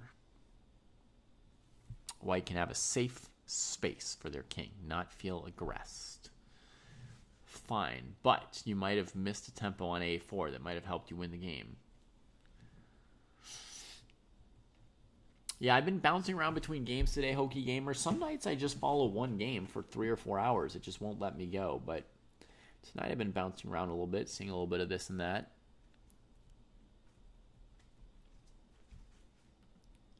I will keep doing that a little bit more. We've seen this game as well. Ways back. Let's see. So we saw queen d3, rook e1. Bishop comes out, knight f4. So here there can be sacks on e6 at some point with the rook and the knight. Bishop g5, trading stuff, queen h3. I've seen that pattern before. Going after the knight. Knight forced to retreat. And now black can always defend the king side with queen g7. The queen on f6 is already defending it, so she doesn't have to move. Rook has a look. This guy comes to defend. And here we're caught up with the live position. And my guess is the position is still very close to equal. Maybe like a little preference for black. But white's got all these little things they can do. H4, h5, bishop a4, knight e5. It's not totally clear yet, but there's just a little feel like a3 and c3. The pawn structure of white has just a few more like genuine little weaknesses in them. A little harder to play for white, I would think. A little more to prove for white in that game. Oh God, the chills. Whew.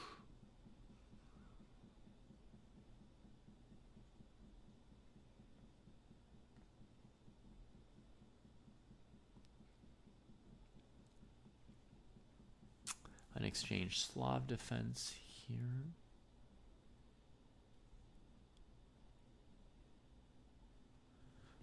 Maybe white's in the process of winning this pawn on a7 here and taking a lead in the game.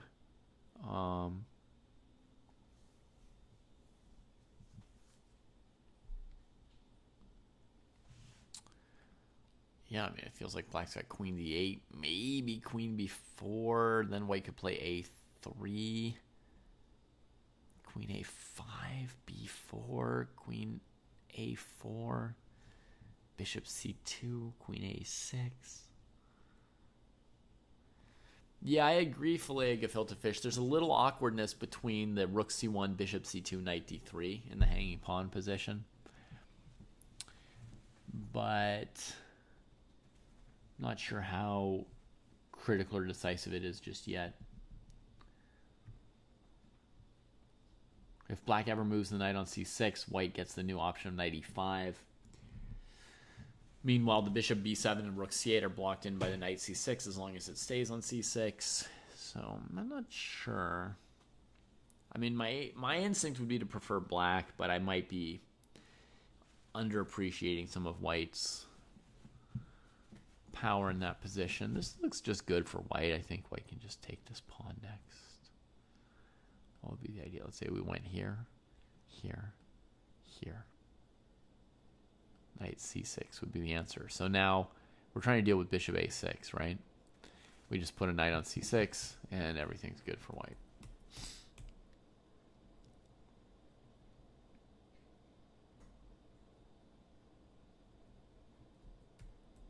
So knight b5 played, and looks like Pratier is going to have to think about losing a pawn. Oh, maybe queen b8? Why didn't I think of that yet? Queen b8, that... Oh, yeah. Maybe Pratier had depended on that move, and now they're seeing this little tactic. Just trying to get queen h7 checkmate, right? Eliminate the knight defending on f6. So...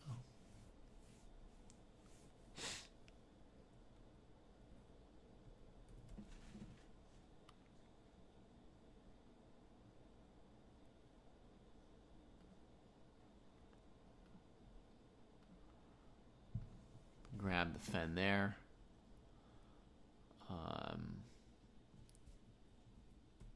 So black's thinking, but that a pawn, they gotta let it go. And back here. So after rook f1, we got knight c6, hitting the rook on a7, pressuring knight on d4, rook a4, defending it. Let's see what the National Master might have in mind here while I go store this position. Better off to lose the a pawn for sure than to just get checkmated.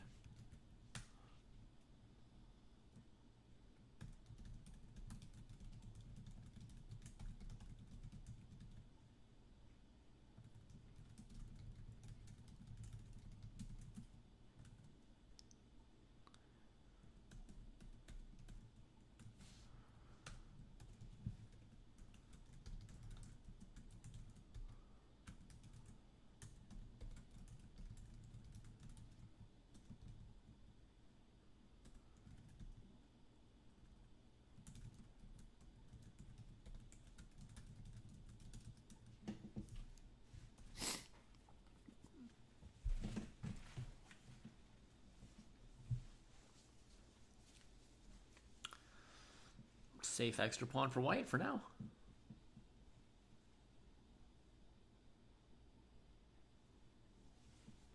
Well, hopefully you also had some fun, BBS or BV Subaru.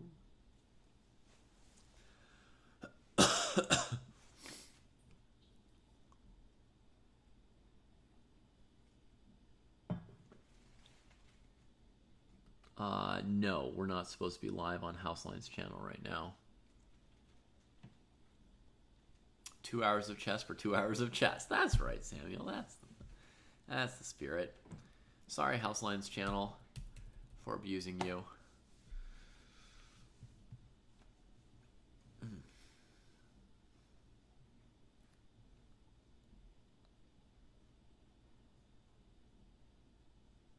I'll iron that out in the future. Right now I have no way to stop it other than killing the whole stream.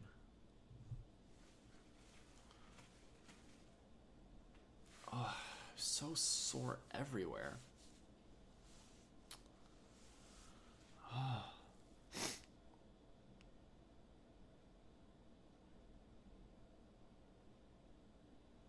Maybe I've got like a mild flu or something.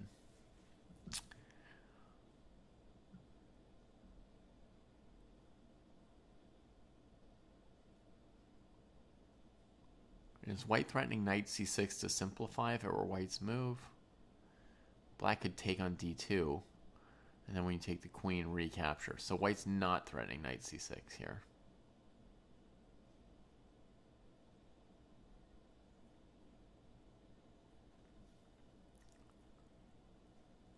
$21.45. That's a beautiful rating. Congratulations. So white's not really threatening anything much here, but, you know, for white's move next, maybe they'd play something like queen f4.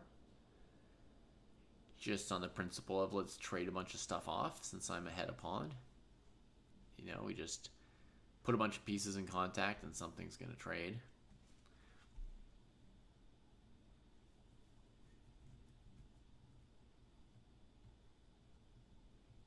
I mean, if you're 21.45 and gain 2 points with a draw, you probably just drew with a master. So that's something some people would see as an accomplishment. Some non-masters would see a draw with a master as an accomplishment. Back when I was coming up, we kind of thought of masters as being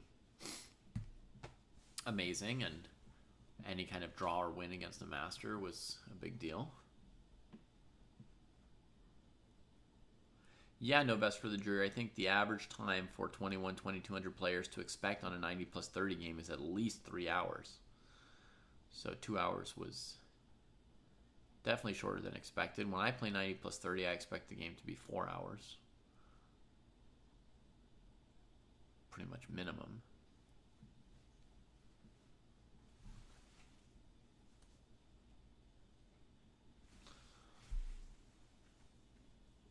Most of the time longer than that.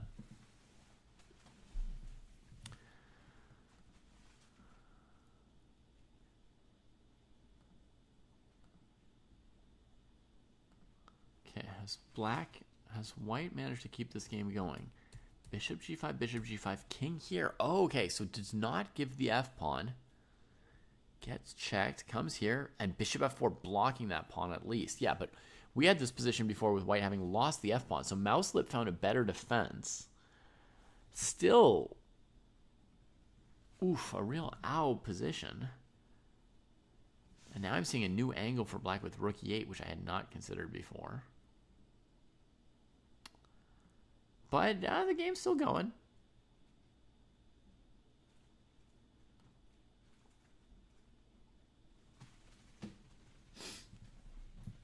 Oh, hey, chess name. You don't consider yourself anywhere near a master. But you have a 2,200 online rating probably, right?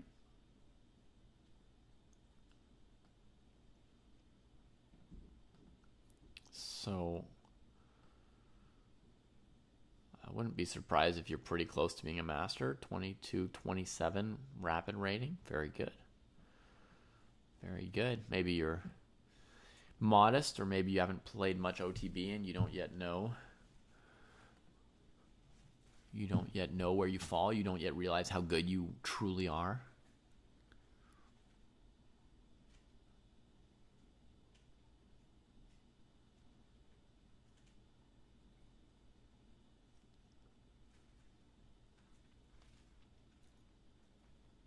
Oh, brutal position for Mouselip, but so far they've managed to not even lose a pawn, and I was afraid it was about to be checkmate, so that's pretty impressive right there.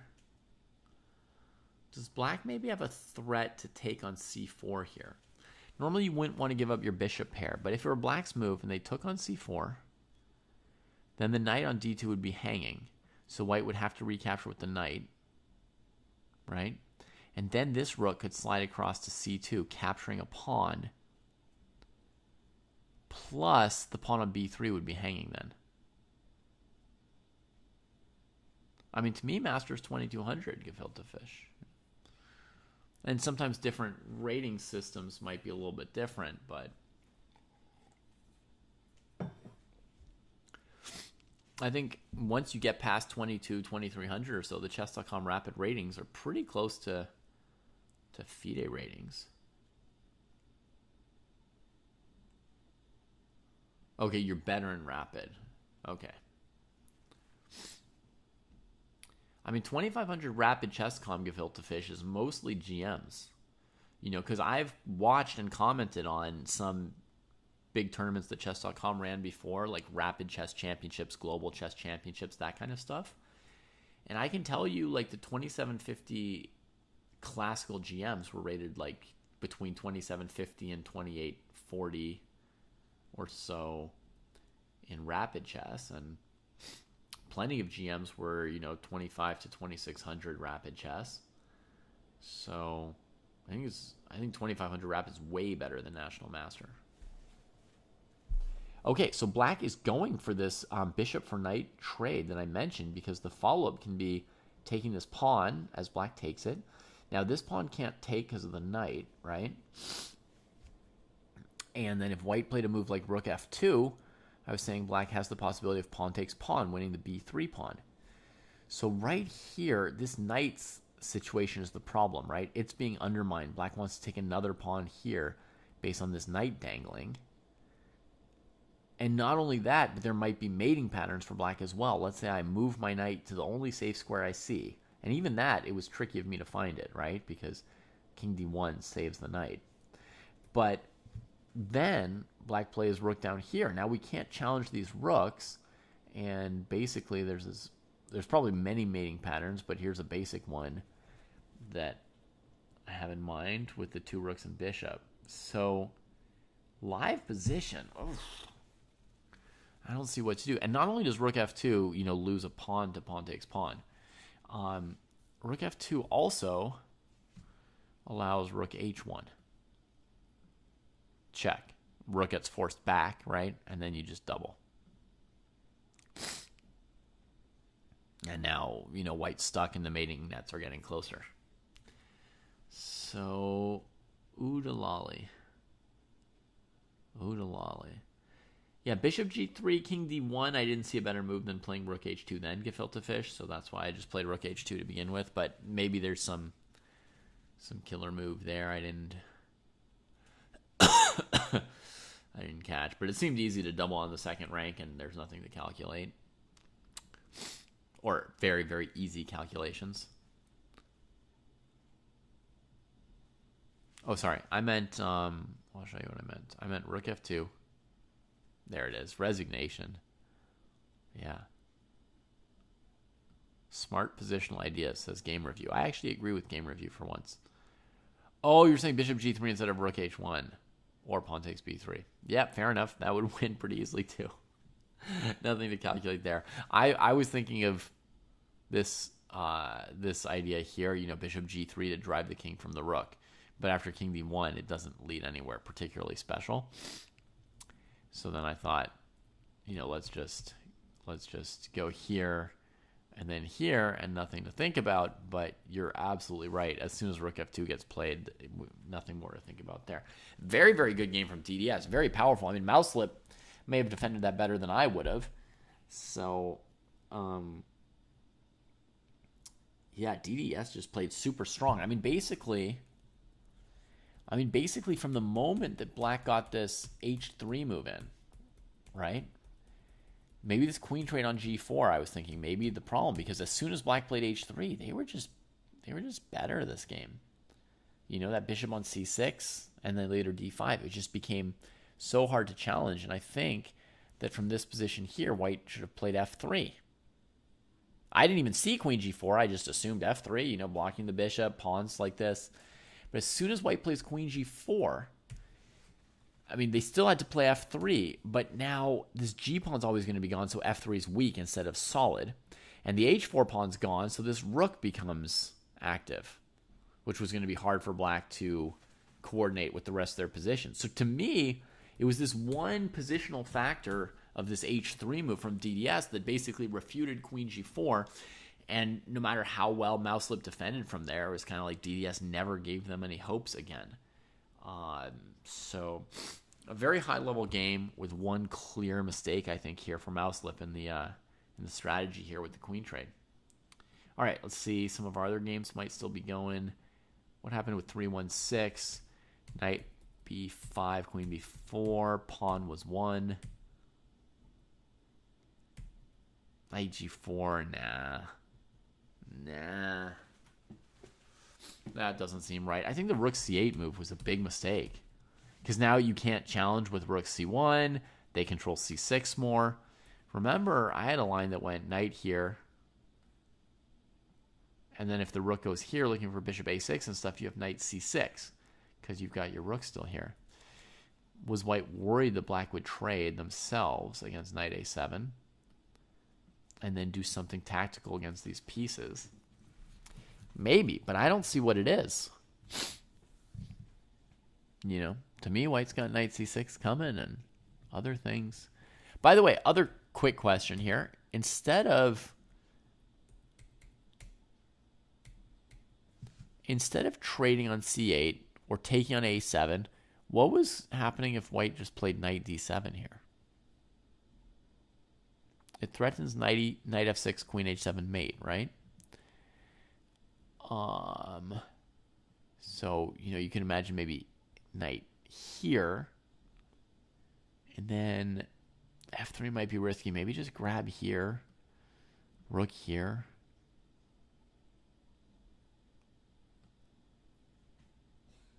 Knight takes.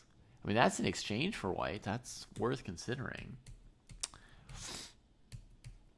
And grab like this, knight g4, forcing the queen into h7, maybe, but the black king's going to be able to wander out. And how does white save this knight now? Okay, so we're going to get bishop a6. Oh, that's what white's being sneaky with. Bishop a6, queen h7, check, and then knight takes rook. That's why this whole thing was set up. Whew. That's sneaky weaky. And if the rook moves here, then you've got time to play knight c3 and you're up a pawn. Or maybe even throw queen h7 in first just to push that king out and then knight c3. Pretty sneaky 3-1-6. Pretty sneaky. I think I'm too sick to keep up with the players today. They keep doing things that are kind of too sneaky for me. Okay, so we were at knight d3 trades. Rook c8, rook c1, e5. This was our position, e5. Nice move. That move makes sense. Trying to just trade some stuff in the center, leave white with the bad c-pawn, get this knight out of the way of the bishop and rook. A trade on e5 would be very nice for black. The big question before playing this move would be d5 for white.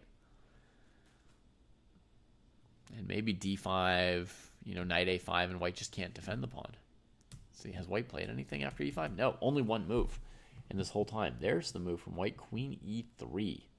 Holy cannoli, planning queen takes e8.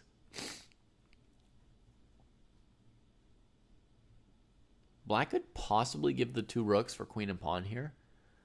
It's not immediately obvious who'd be better after pawn takes d4. What else could black do here? Maybe queen d8, knight e5, f6, queen d8, pawn takes e5.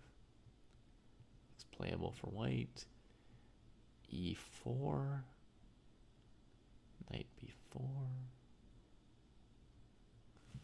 I guess e4 is playable. e4 is playable. Neither's obviously good. Queen d8, pawn takes e5 doesn't look good.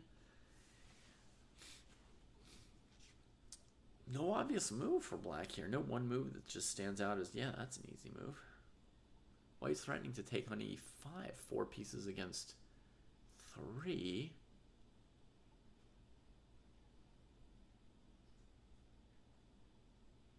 Yeah, maybe black should give the rooks for the queen.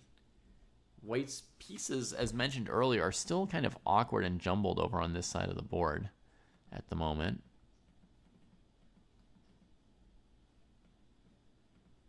So it would look like pawn takes, queen takes, rook takes, king here. Planning to go like this. And if pawn takes, then you know, knight here, and these pieces are doing stuff. Black's got combination ideas against g2. Maybe even moves like knight f3 check in some case, followed by queen f3. And some other possible moves I can see here and there. You have queen c6 hitting the rook and the mate. A few other things. Yeah, that feels like the best black can do here. I'm normally like the rook person, but I don't see any... It doesn't look bad for black to give the rooks here, and I don't see anything else attractive to me. In a game, I might spend some time spinning around looking for something better, really trying to find something genius. But here I think pawn takes pawn might be the best thing. We'll just keep bopping around today, I guess. So we got some Tradoviches. So black just played rook e8, and as I guessed, white's next plan was to just play queen f4. So black then makes some trades, and we get a rook and pawn ending. Rook's going to a2, I assume.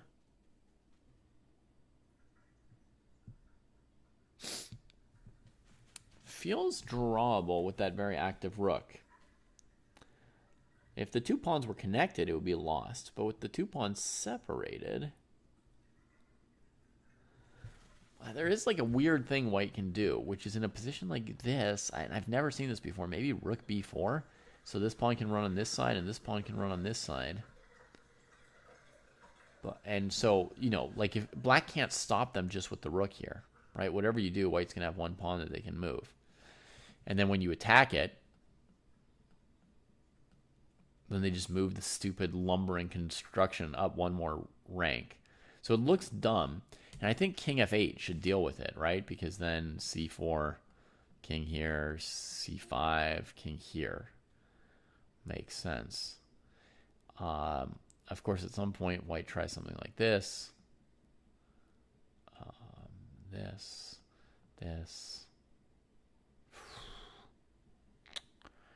And this is, you know, I don't know.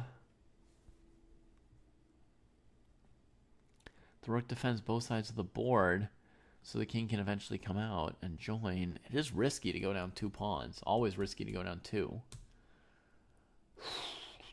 a4 played, rook a2 played.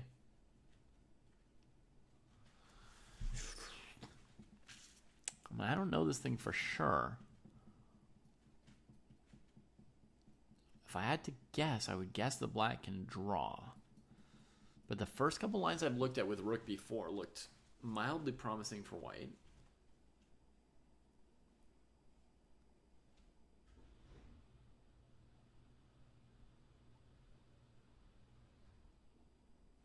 Maybe we'll approach more circumspect here. We'll play a move like king e6. Then if white played rook b7, we would simply take this pawn, right?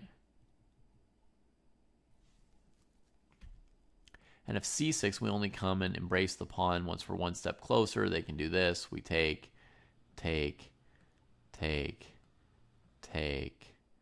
and just come back. That's a pretty easy draw. So this is just a blunder, I guess, and a normal move should be fine.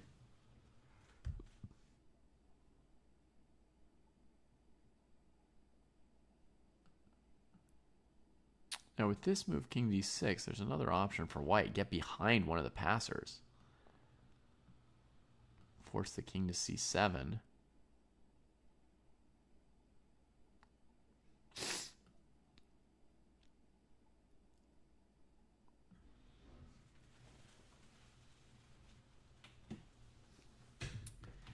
Doesn't feel like an instant obvious draw either.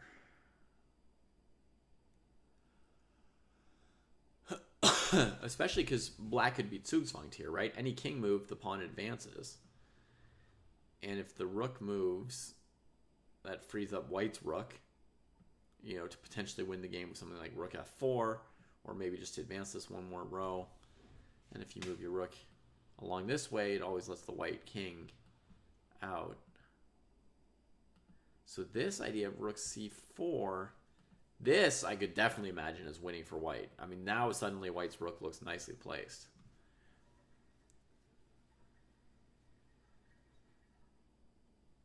Yeah, absolutely, Stamen. Queen g5 would be a theme in that position as well if the black knight got to d4, right? If white played cd4, knight d4, then queen g5 would be one of the themes for black. Sorry if I didn't mention that. That's like clear geometry in that position, queen g5. I mean, the knight on d3 is unlikely to move off of rook c1 in the next move or two, but I mean, that does prevent something like knight e1 to defend mate on g2 or knight somewhere. So yeah, I mean, it's definitely a possible move. This looks like it could be losing. Can I do it like this? That doesn't really make much difference, does it? Here at some point.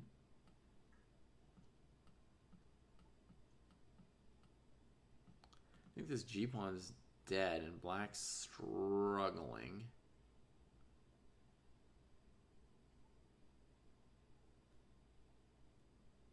They have to capture this pawn and save this one, which again looks too hard to do.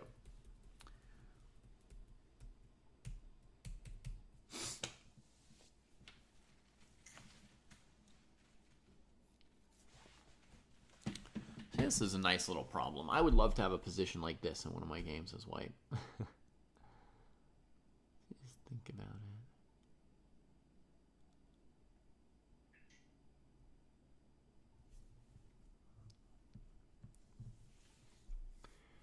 Especially if I didn't have a fever. It'd be even more fun. C4, rook a4, right? That's what's so awkward looking here. But rook b4, not bad. Another thing you could consider, but I think it's bad, would be here, here, and here. I think part of what's bad there is here, here, here, here. I mean, this is just nothing. So I think the only plan that looks dangerous is this rook b4 move. That's really cool.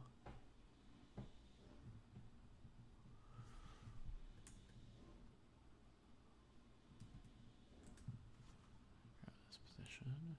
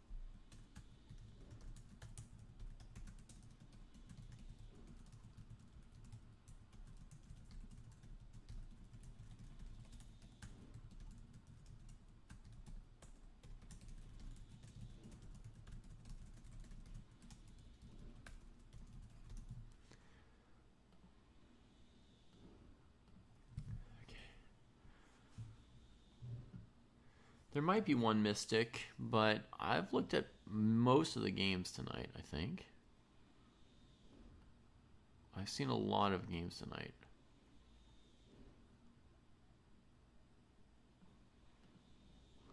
Like this one that we're on, I've seen. This one I've seen. No move yet from Wikipedia, thinking a long time before giving the rooks. And then there's this one here of 316. Where white checked the king out and then kept the knight. Now black goes after the b2 pawn. Good defense. Looks super awkward, but knight d1's the only move that seems to defend that pawn. Oh, then bishop a6 is terrible.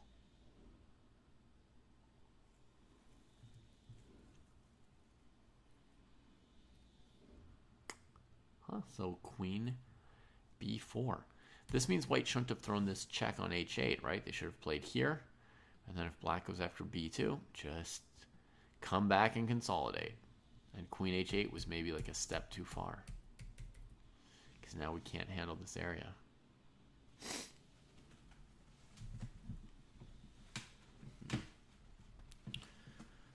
Oh.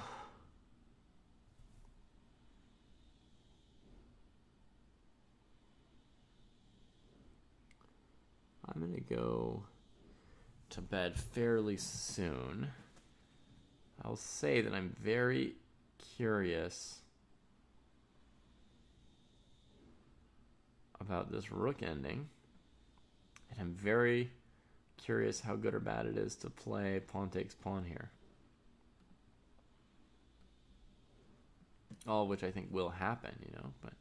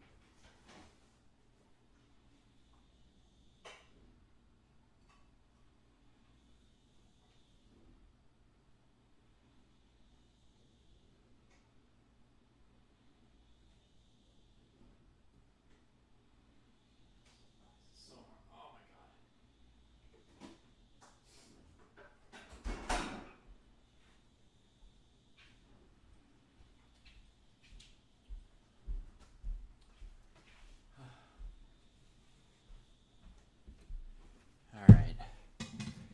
Couldn't figure out how to close the Tupperware. I think I'm going to be really sick tomorrow.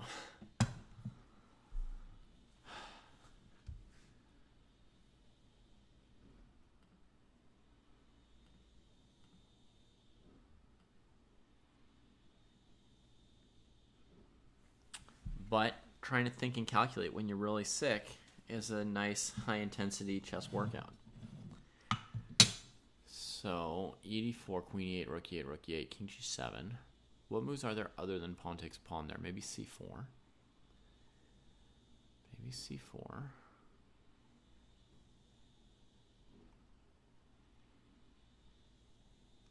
Knight a5.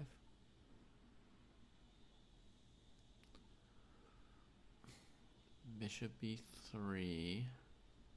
Queen c6, winning. c4, knight a5. Threat is the basic threat is queen c6 there. If the knight moves, it'll be queen g5 instead.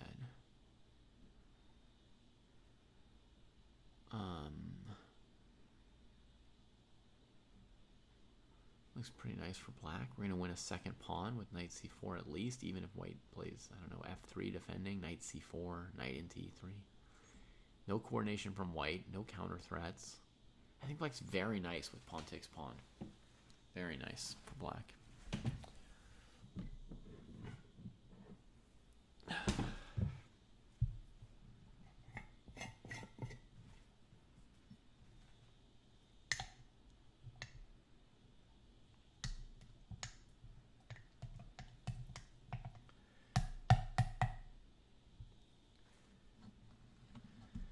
So I was just wondering, basically, I was imagining the trade instead of playing the moves out, just doing a little exercise for myself.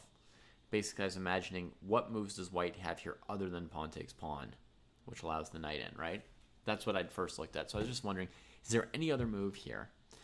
And so the first thing I thought of was c4. That would keep black from taking the pawn and then getting the square on d4 with the knight, right? So I thought of c4. Then I played the move knight a5 for black with the basic threat of queen c6.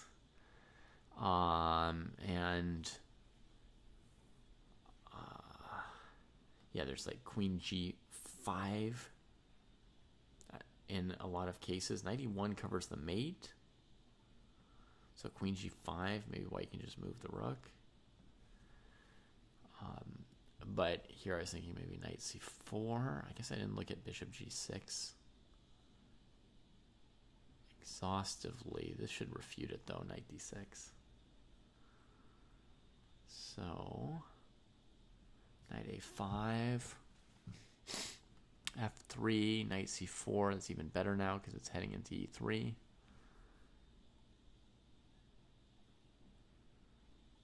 Yeah.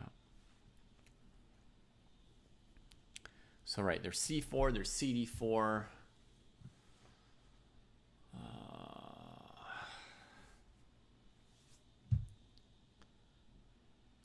The knight covering the dark squares, bishops covering the light squares. There's not even like any really counter threats for white. I think this is pretty bad for white. The more I think of it, the less I think of anything for white to do in that position. Okay, Analysis Dragon has made a move in the rook ending. 14 minutes, and they play the rook b4 move I was thinking of. Beautiful.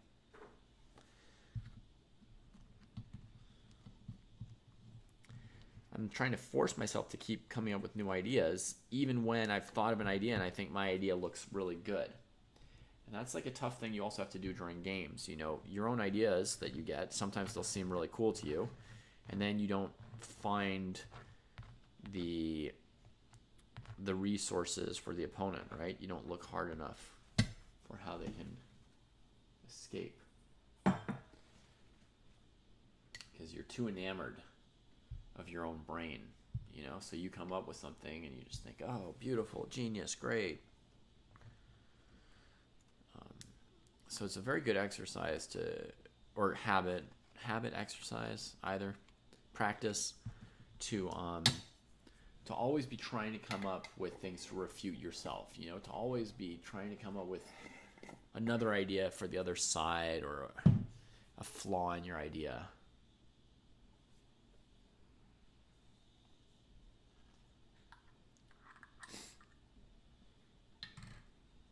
Okay, we get f6 played by CoalesceNet pretty quickly. I mean, under 2 minutes when your opponent's thought for 14. That's pretty fast. You got a lot of time, but I think CoalesceNet is partly thinking that they want to get that white's low enough on time. They want to get white down on time so they don't have enough time to pressure them, but I don't know that that's happening. The idea here of putting the pawn on f6 is that when your king comes over here at some point and white's rook has to leave those pawns and attack, your pawns are going to be the slowest possible for a rook to capture when they're set up like this.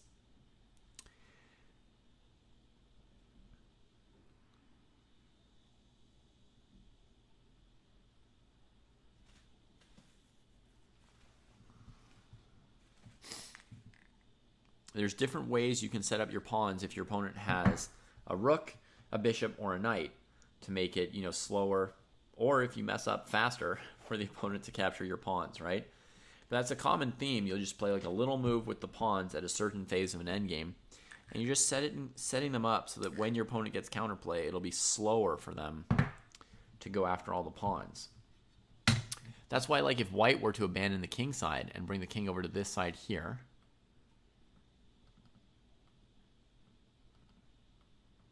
right, to advance these pawns, you'll almost always see white play a move like g3 or h3 first, just so when they abandon the pawns, it's going to be one extra step slower for the black rook to Pac-Man them.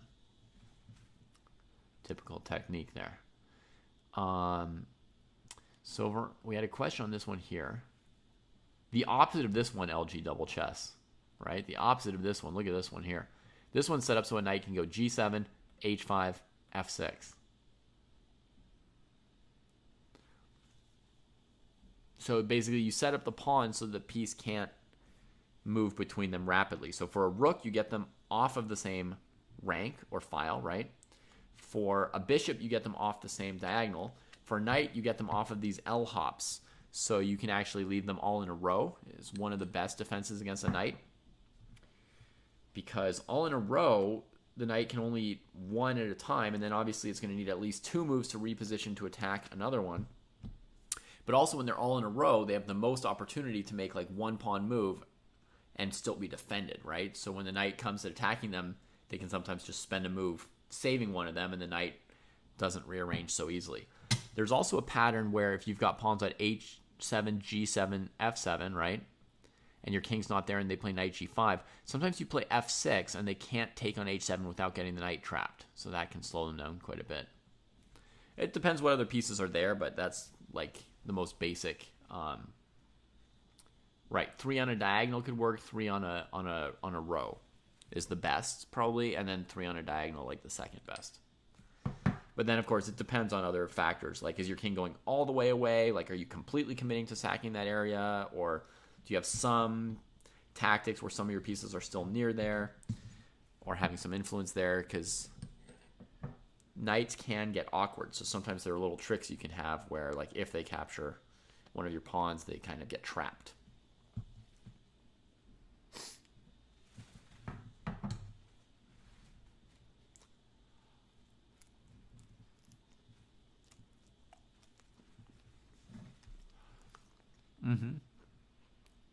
Yeah, this rook endgame is hard to calculate, Stamen. I agree with you.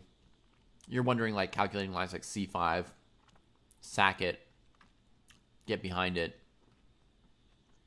push it, blockade. Then you have to calculate if the white king gets to b5, which would be winning, or if the black king gets to b6, or if the black king gets like c6 or d6 and you switch courses and go to f5.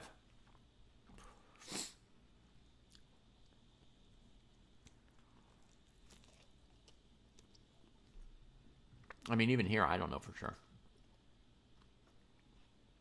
So if I'm calculating that line from this position statement, I have to keep calculating when I get to king f2 because I don't know the answer. What makes this easier for some masters is that they reach positions where they recognize and they know, oh, this is winning or this is drawing, and then they can stop their calculation sooner.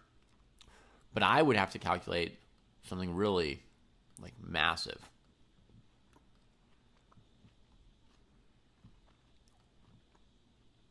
Not too massive. I don't think white's winning.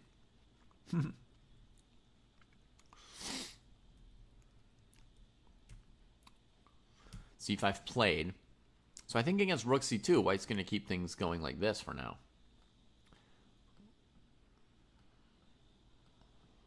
And they'll probably go this far with that a pawn. Force the rook here.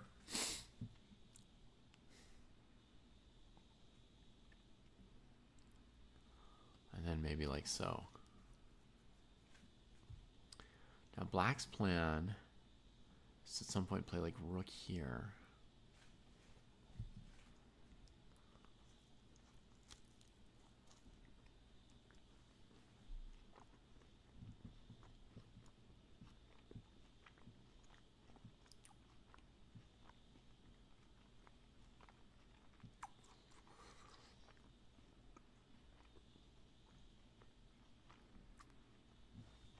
The thing is,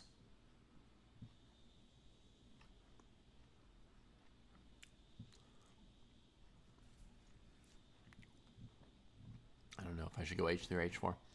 The thing is, even in a position like this,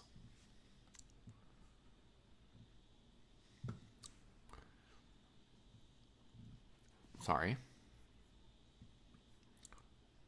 even in a position like this, black might never be threatening rook c5. What if I just play king f2 for white now, and then when you play rook c5, you're just not in a position to take the a pawn, right? So now I check. King comes here, go over here, go over here. Ace. Oh, that loses to rook f7 nicely. Or rook g6. GG. So let's play king here.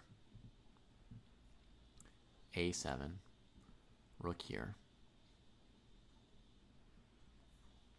King f3. This looks lost for black, doesn't it? It does look lost. It feels like the white king can slowly walk up the board.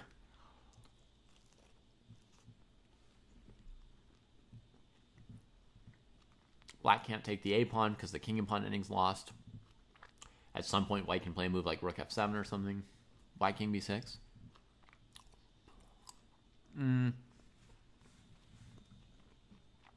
Well, I had to play some move here, chess name. First, I looked at rook a5, which loses to rook g6. But maybe I should just play king d5 here. Is that what you're thinking? Just centralize my king and rely on the rook over here.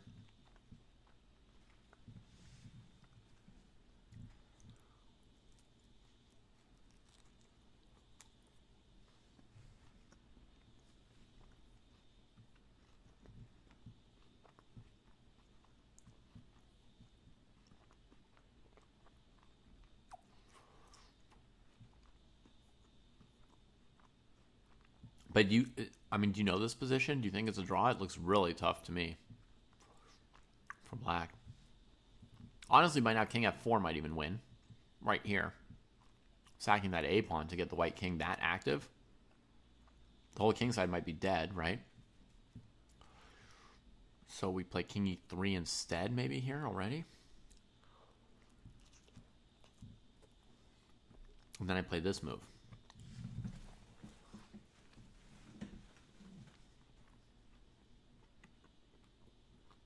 Here.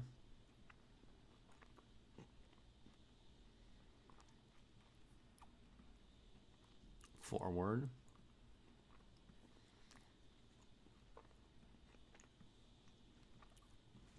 Seems like white has the idea now to march the king to b4 and then b6. That looks winning again to me.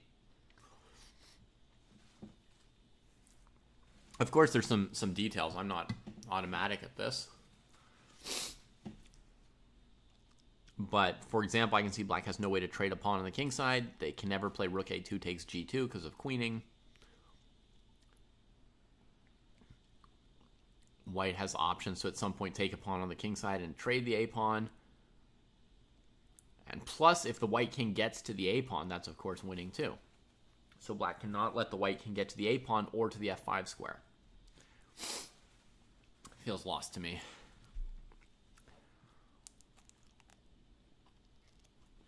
Maybe a better defense of some kind 2 or 3 moves ago, but very tough. So my point is here, I don't think black's threatening rook c5, so white can just start moving the king towards d4.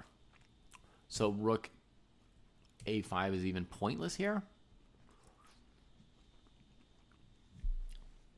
So I don't know what I'm doing here as black.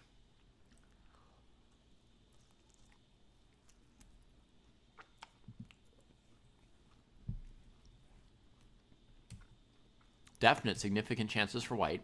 Game went c5, rook c2, and look, no a5, rook c5, rook a4. White just defends the pawn for now.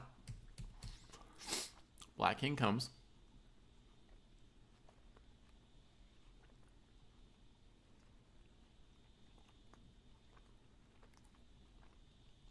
Maybe thinking about king d5 here. If white goes a5.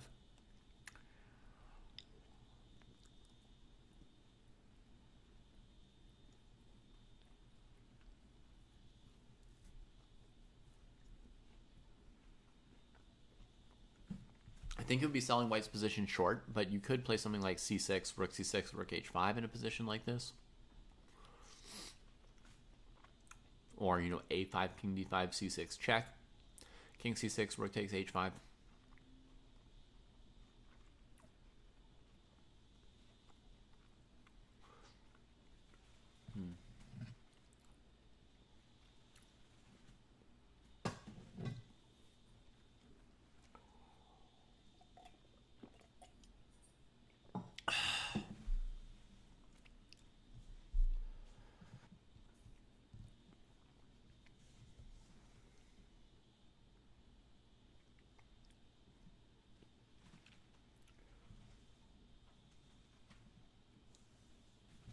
One second, I'm going to plug in the mouse. It ran out of battery. Maybe that was what was happening.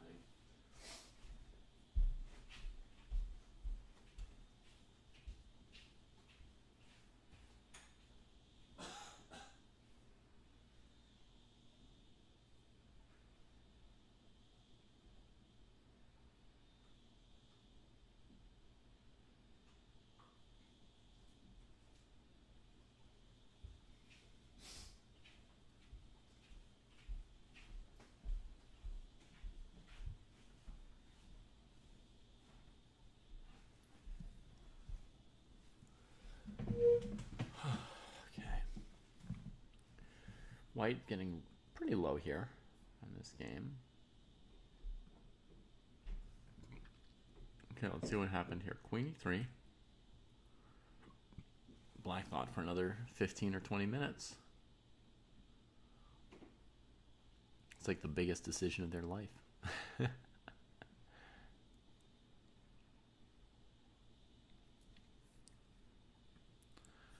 And has 316 managed to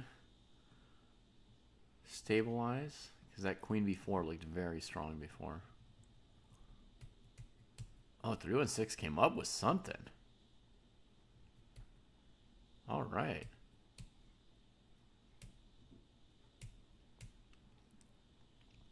But black gives up a pawn. So it was something, but position still looks a bit rough. And I also wonder about king takes f6 here. King takes f6 looks good as well. You don't have to give the h-pawn. Okay, takes. Then queen d4 for Pratier. Black will be up a full pawn. From down a pawn to up a pawn. Just like that with that queen b4 move. Pratier using a lot of time. Which is partly a very good thing, but has its limits.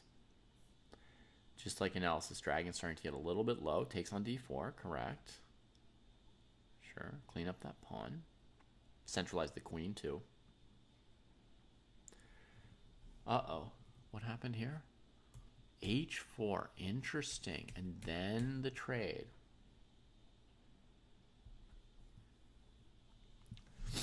So this h4 move prevents black from maybe playing g5 in some lines to lock the rook away from the a-pawn.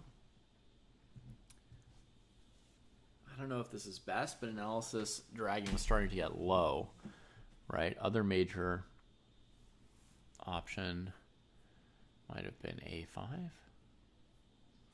king d5, and now again c6 is possible, or you play a6, and the opponent just comes back here.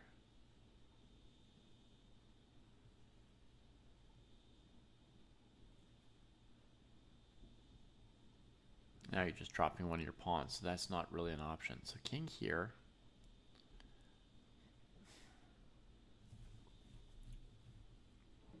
Okay, I think this may be just about the best white had. Good defense by black. And now the king comes back towards the king side. Interesting. a5. Rook's going to be on a2.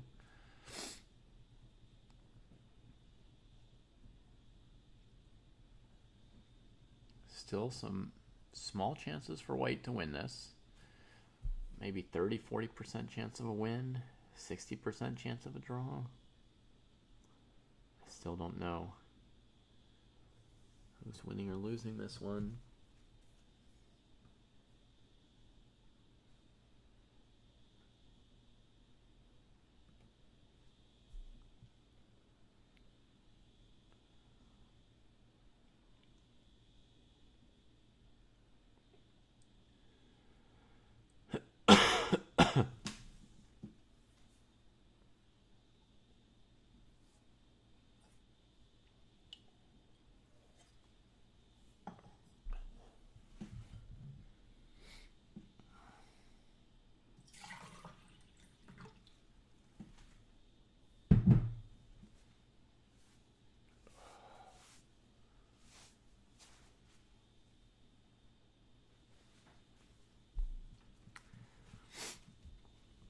Maybe Stamen. There is this theme that when the king goes to h2, black can move the rook to the third rank, and sometimes the king is still stuck.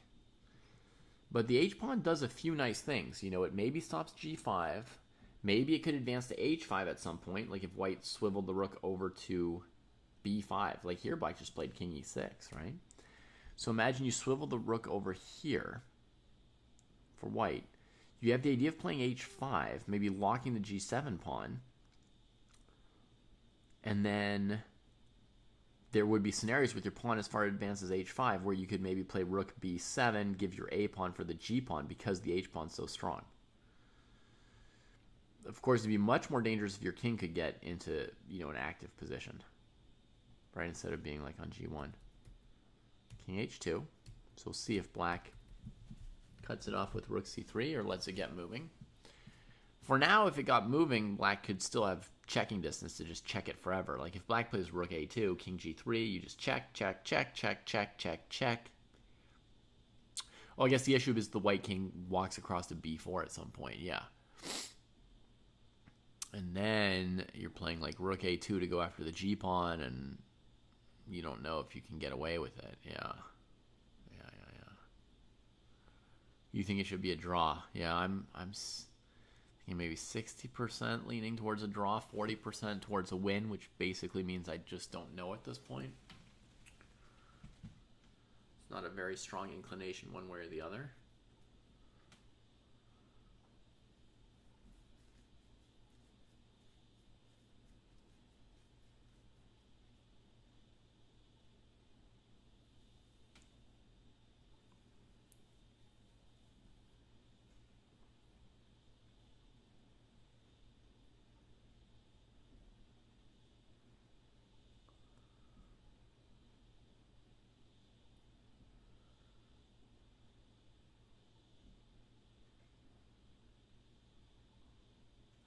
An interesting point is if the white rook ever transferred to b6 and the pawn on a6, black can play rook a2, and there's not enough room on the 6th rank for white's rook to keep the a6 pawn defended. You know, black can play king c7 attacking the rook e6, king d7, rook b6, king c7, and kind of chase it off.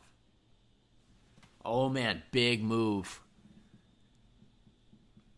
from black. They lock the rook away from that a pawn. Oh my god.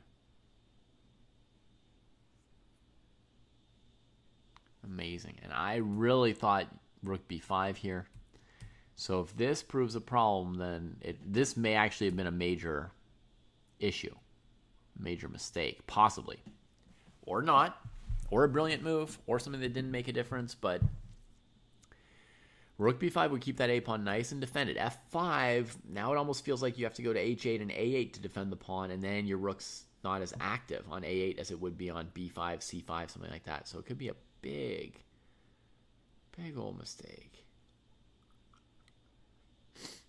Rook g5, king f6. I don't see how the rook gets back into the game. Rook g3, rook a2, you're too late. Yeah, the rook goes there. That kind of blew it, I think. Now black can go rook a2, rook a8, rook a3.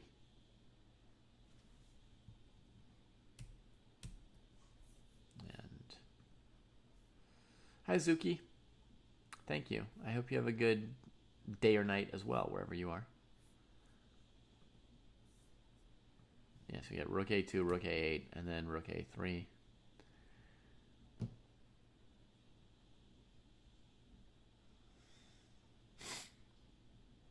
You know, king f7 or f6 might also be good enough here. I don't think there's a reason black needs to rush it. So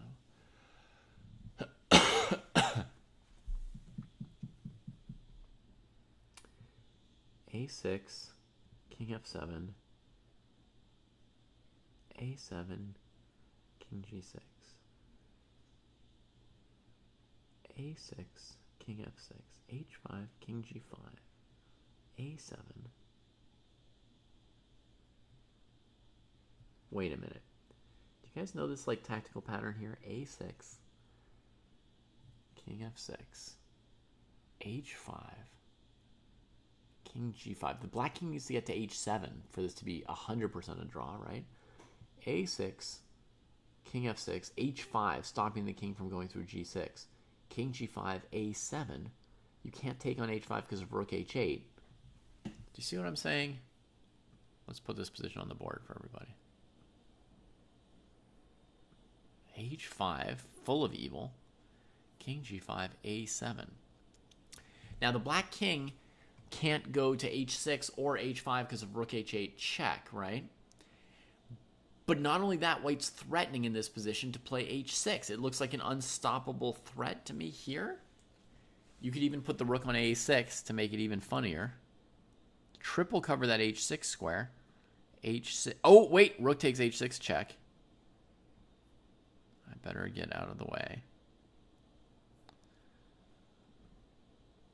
But let me just show you the notion. h6.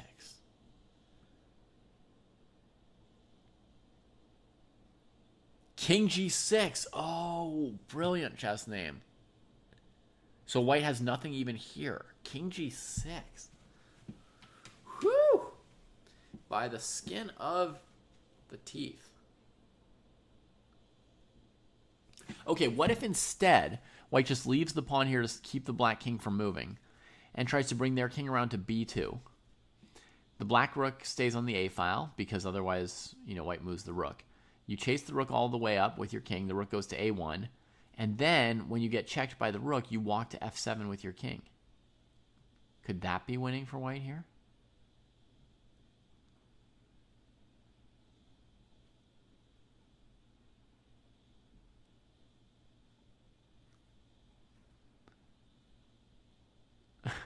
I don't know, Moscow.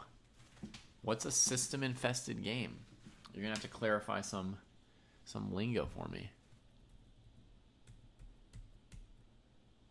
King e5. Okay, doesn't even head.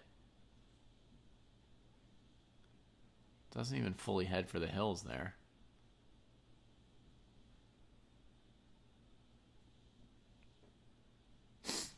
If rook e8 check, trying to go to e6, I guess black plays king d5 or something, and that's still okay. a7, is the king headed to f4? Maybe.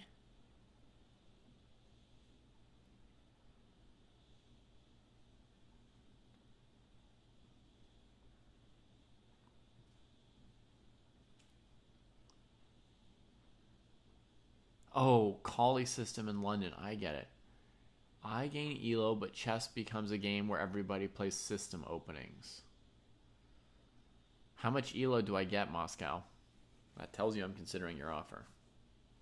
Now that I understand. White could play g3 here potentially to take that passage away from the black king, but I think you could still go through f6 and so forth.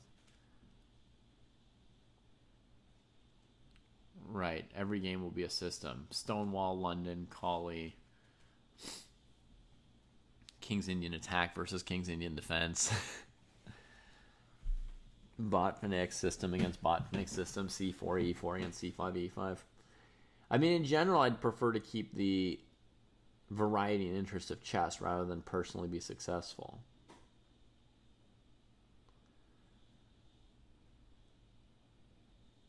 But it depends how much ELO you're offering me. I mean, and I assume you're offering me to actually be better at chess, not just have some ELO points added to my rating that I then lose by playing the way I play currently. Like, you're actually going to make me better so that I would, know if this endgame was a win or a draw when I looked at it in 5 minutes. How many ELO would I need to accept a deal? God. Okay, so first of all, I'm talking actual strength.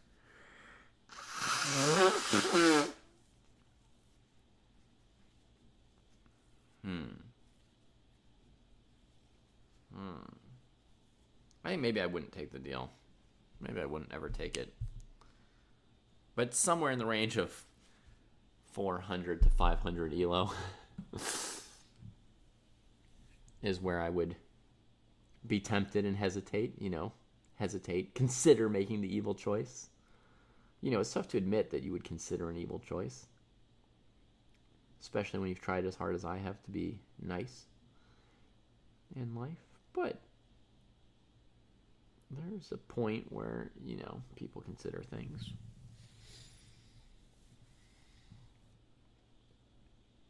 Whew, 6 minutes for white. Has black traded the queen for rooks yet on the other board? No. Wikipedia has fallen into some eternal slumber, or it's not updating the moves for me, which would be even worse. Nope. Still thinking away.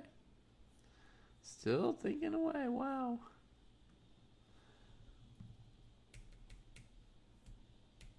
I'm not sure what the black king's doing, but that's a move.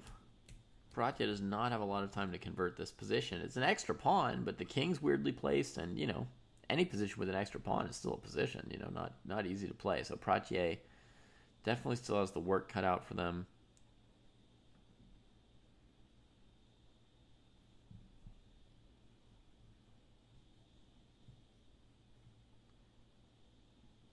Oh, no, there's no way I'd take that, Moscow. As I said, I need at least 400 points of actual strength to even consider it.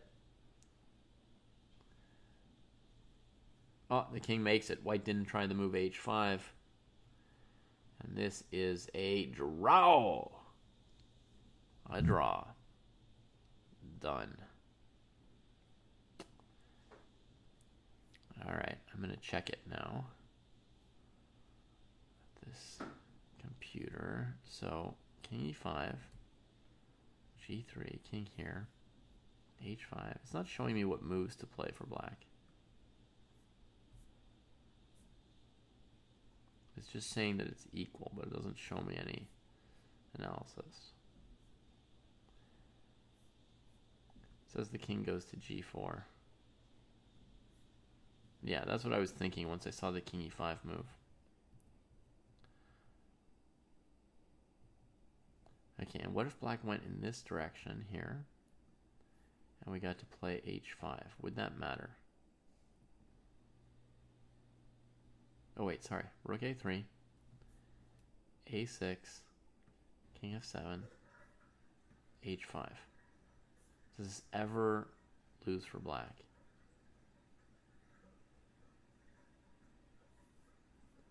Wow, drawing move g5. That's cool.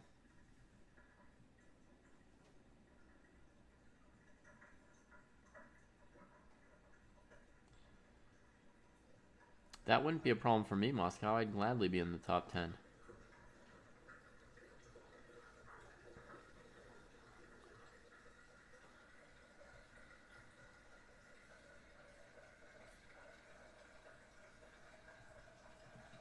Computer Engine says the whole thing is a draw. It doesn't matter at all. And black just defends.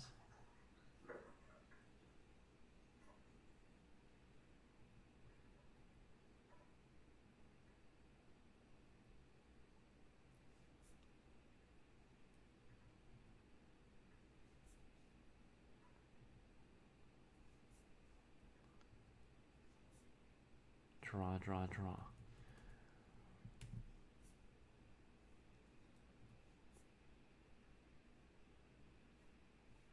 All right, so the whole rook ending was a draw the whole time, and I thought it looked so interesting, and I had no idea. Interesting. Interesting.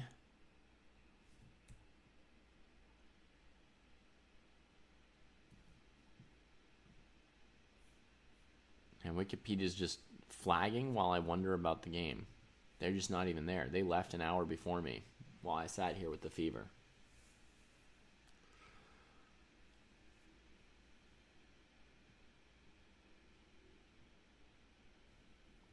Ay. Disappointing, Wikipedia. I wanted to see that game. I tried so hard to stay alive long enough to see it.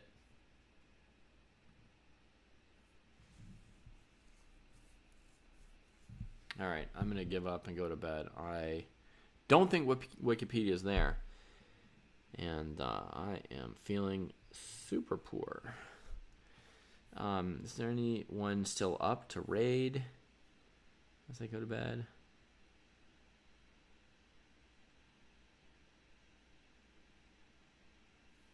Nope.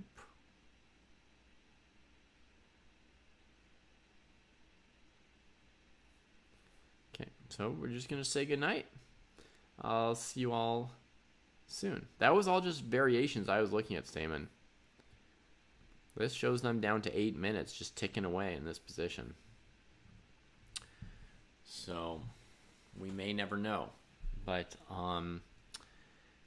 if I don't get too sick, I'll be back on Sunday morning for a round of Maya Chess, plus the normal weekend rapid tournament. So